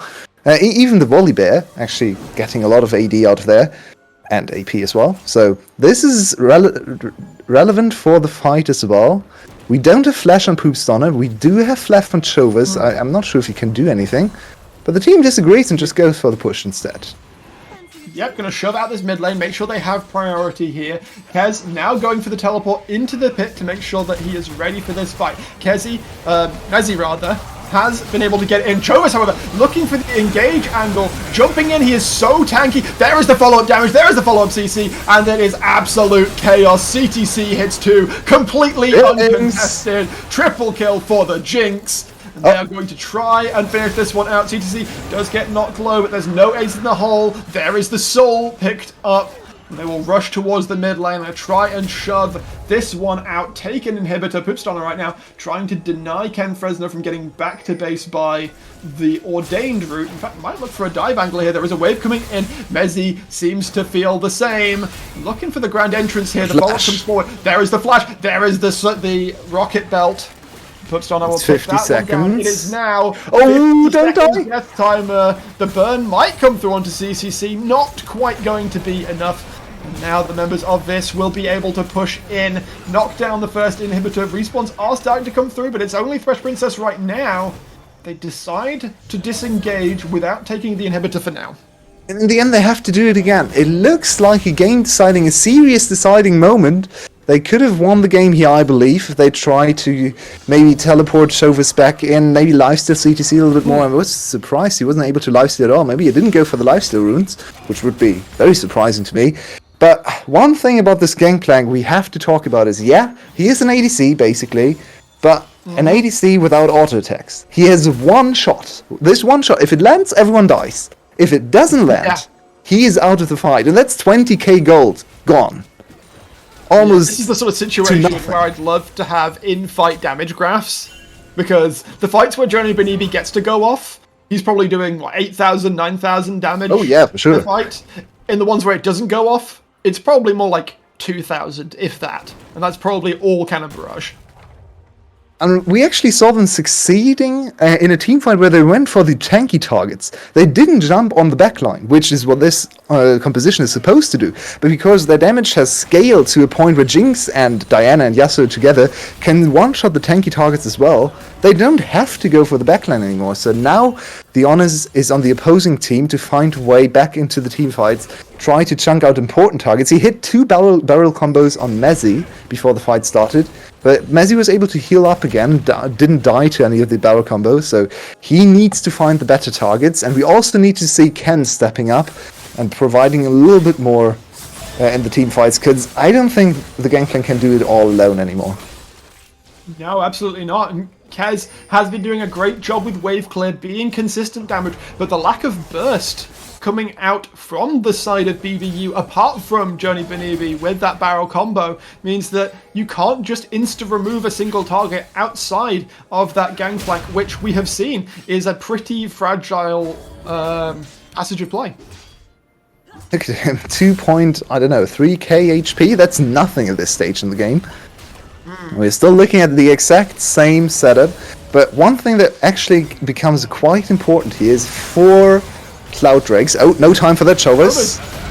He's looking to be engaged upon, but he's so tanky. The entirety of BBU can do nothing to him. Holy Sheep tries to go forward. Ken Fresno is actually going to be the one who ends up picking that one up. Chovas trying to tank Joey Benibi, but he's not able to do so. Going forward, however, triple kill comes out from Pubstunner. Should try and close this one out. Johnny Benibi, it's on the gangplank. He's trying to kite back, trying to find an angle to deal damage, but with Mezzi present, he does not manage to do a thing. And they don't want to step into barrels, so they're just going to move back or forwards, if you want, depending on who you ask. They will take down a second inhibitor turret. They will be able to unlock this first inhibitor. PTC already dropped to half, dropped to a third with just a barrel and a parlay. Oh, they will not go away. Joni has one more barrel to land. If he lands that, oh, the Nexus is going down. One more shot. There is the knockdown, but there is a Guardian Angel. That's the word. One more hit. One more rocket comes through. Pubstunner so very low, but with the shield finally will be able to knock down the Nexus. What a terrible time to lose your words your way. I completely fall apart right as the Nexus is dying. No. Anyway, it's eSports. Can you believe it? It's the 2-0 in this series. Wait, this series was everything but a 2-0. Wait, that was game 2? Yes. They went so long, I felt like that was a 3-game series. I mean, in terms of timing, we have done 2 hours, so I think that's like a 3-game series. What an insane effort for them. And in the end, the Jinx, the bot lane prowess, just a little bit too much. I feel like this series as a whole was a little bit of an ADC diff. I didn't want to harp too much on Ken, but I feel like CTC really came away from today as the star carry.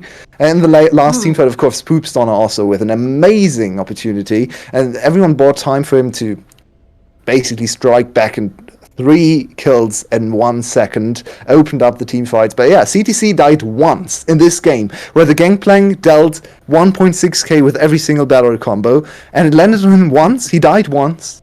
But only once. 8, 1 and 10, 400 CS, 21k gold. Yeah, extremely impressive stats. And I absolutely, I will definitely say that is an MVP performance from CTC, especially across the 2 games. I've just had a word from production. We're actually going to grab CTC, or rather, X-CTC. I just shortened it because Caster. And we actually have him be able to come in for an interview whenever you're ready, production. Fantastic. Hello. Hello, good evening. Good evening. What an amazing performance. Yeah. I wouldn't really say so. We obviously threw a lot at the times, and we had a lot of miscommunications. I even saw that at the end my team don't be too happy about it, because this is not the image that we want to show VL, this split. But for you personally, were you satisfied with your own play, regardless of your team's hiccups here and there? I was very impressed with your positioning, especially in the later team fights. How do you rate yourself just in terms of ADC performance today? Well, I'm obviously happy that I only managed to die a couple of times here and there.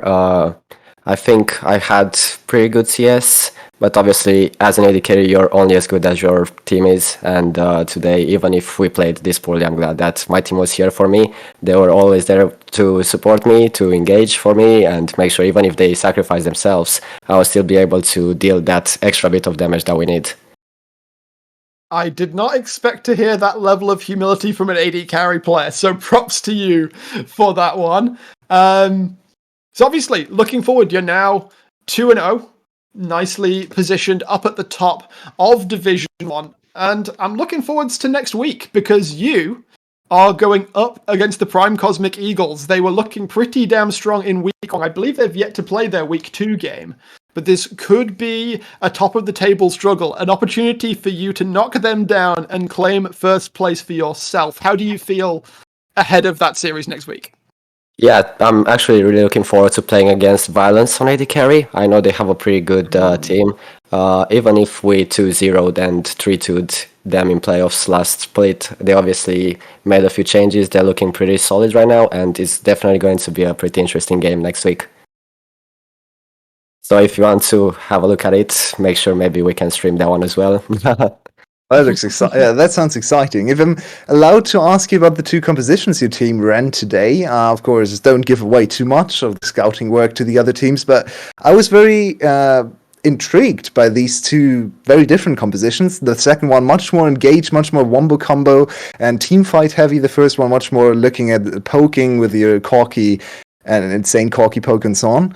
So, which of the two styles do you prefer to play? Is it the wombo combo, the amazing team fights, or do you like to poke the opponents out of their lanes? Well, we have practiced both of these team compositions and quite a few others in scrims. I think we've reached a level where we can actually play them in official games, but it's like, obviously, it wasn't perfect yet. If I were to choose, I wouldn't go for any of them specifically. I would just go for something a bit safer bot lane that allows me to scale and just let the others shine a bit more. Seemed to work out nicely with the Jinx in both of those games, showing up in the later game just to really shine, knock down. I believe he was a triple kill towards that soul fight, which was always really sick to see. And as you always said, massive props on being to step around just the death barrel combos that Joni Benivi was trying to set up for you. Any final thoughts, any shout outs before we let you go? Yeah, I just wanted to say thanks to my team for always being here, keeping their heads up, and even if we were behind at times, they just kept their composure and we managed to win tonight. So congrats to you guys as well, and let's be better next week. Thank you very much, and please play some Senna for me. I really want to. We'll see. Maybe not against violence, but we'll see. Secret Tech maybe later in the split. All right. Thank you very much, XCTC. We will see you in future weeks. Go enjoy your victory. Thanks very much for the interview. Thank you, and thank you for casting the games. See you next week. Pleasure. All right, your way. Any final thoughts before we close this one out for the evening? This was a lot of fun. Two very different games, such interesting variety in team compositions. The two last picks especially, Camille in game 1 and then Gangplank in game 2, both of them had quite a lot to offer. And yeah, these teams shaping up to actually bring a lot to the table. Of course, some individual performances can be improved, but yeah, I think both of them have quite a lot to look back on and be excited about. Of course, we heard a little bit of humility, as he pointed out as well.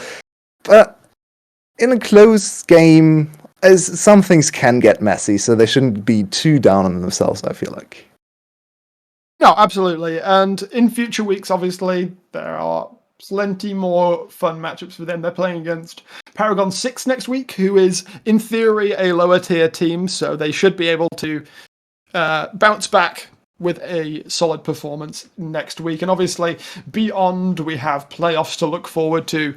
Obviously, as XCTC did point out, this are currently our reigning champions, and Prime Cosmic are obviously snapping at their heels. It'll be really interesting to see who can, of the remaining teams, rise to challenge them as the rest of the split continues. Yeah, definitely. I'm looking forward to the next matchup. Hopefully the clash for number 1. It's going to be a banger. Look forward to that next week, guys. If we can stream it, we absolutely will here on the Bounce League. We're going to call it for now. I have been Brackish Brit. I was going to say you have been talking to chat. I have been casting here with you all. Absolute pleasure to cast with you finally. It's been an absolute blast. Hopefully we can do it again sometime. Oh, for sure. We will hand it off for the evening. Thanks very much for watching. Tune in for more action in the Bounce League. Good night. Night.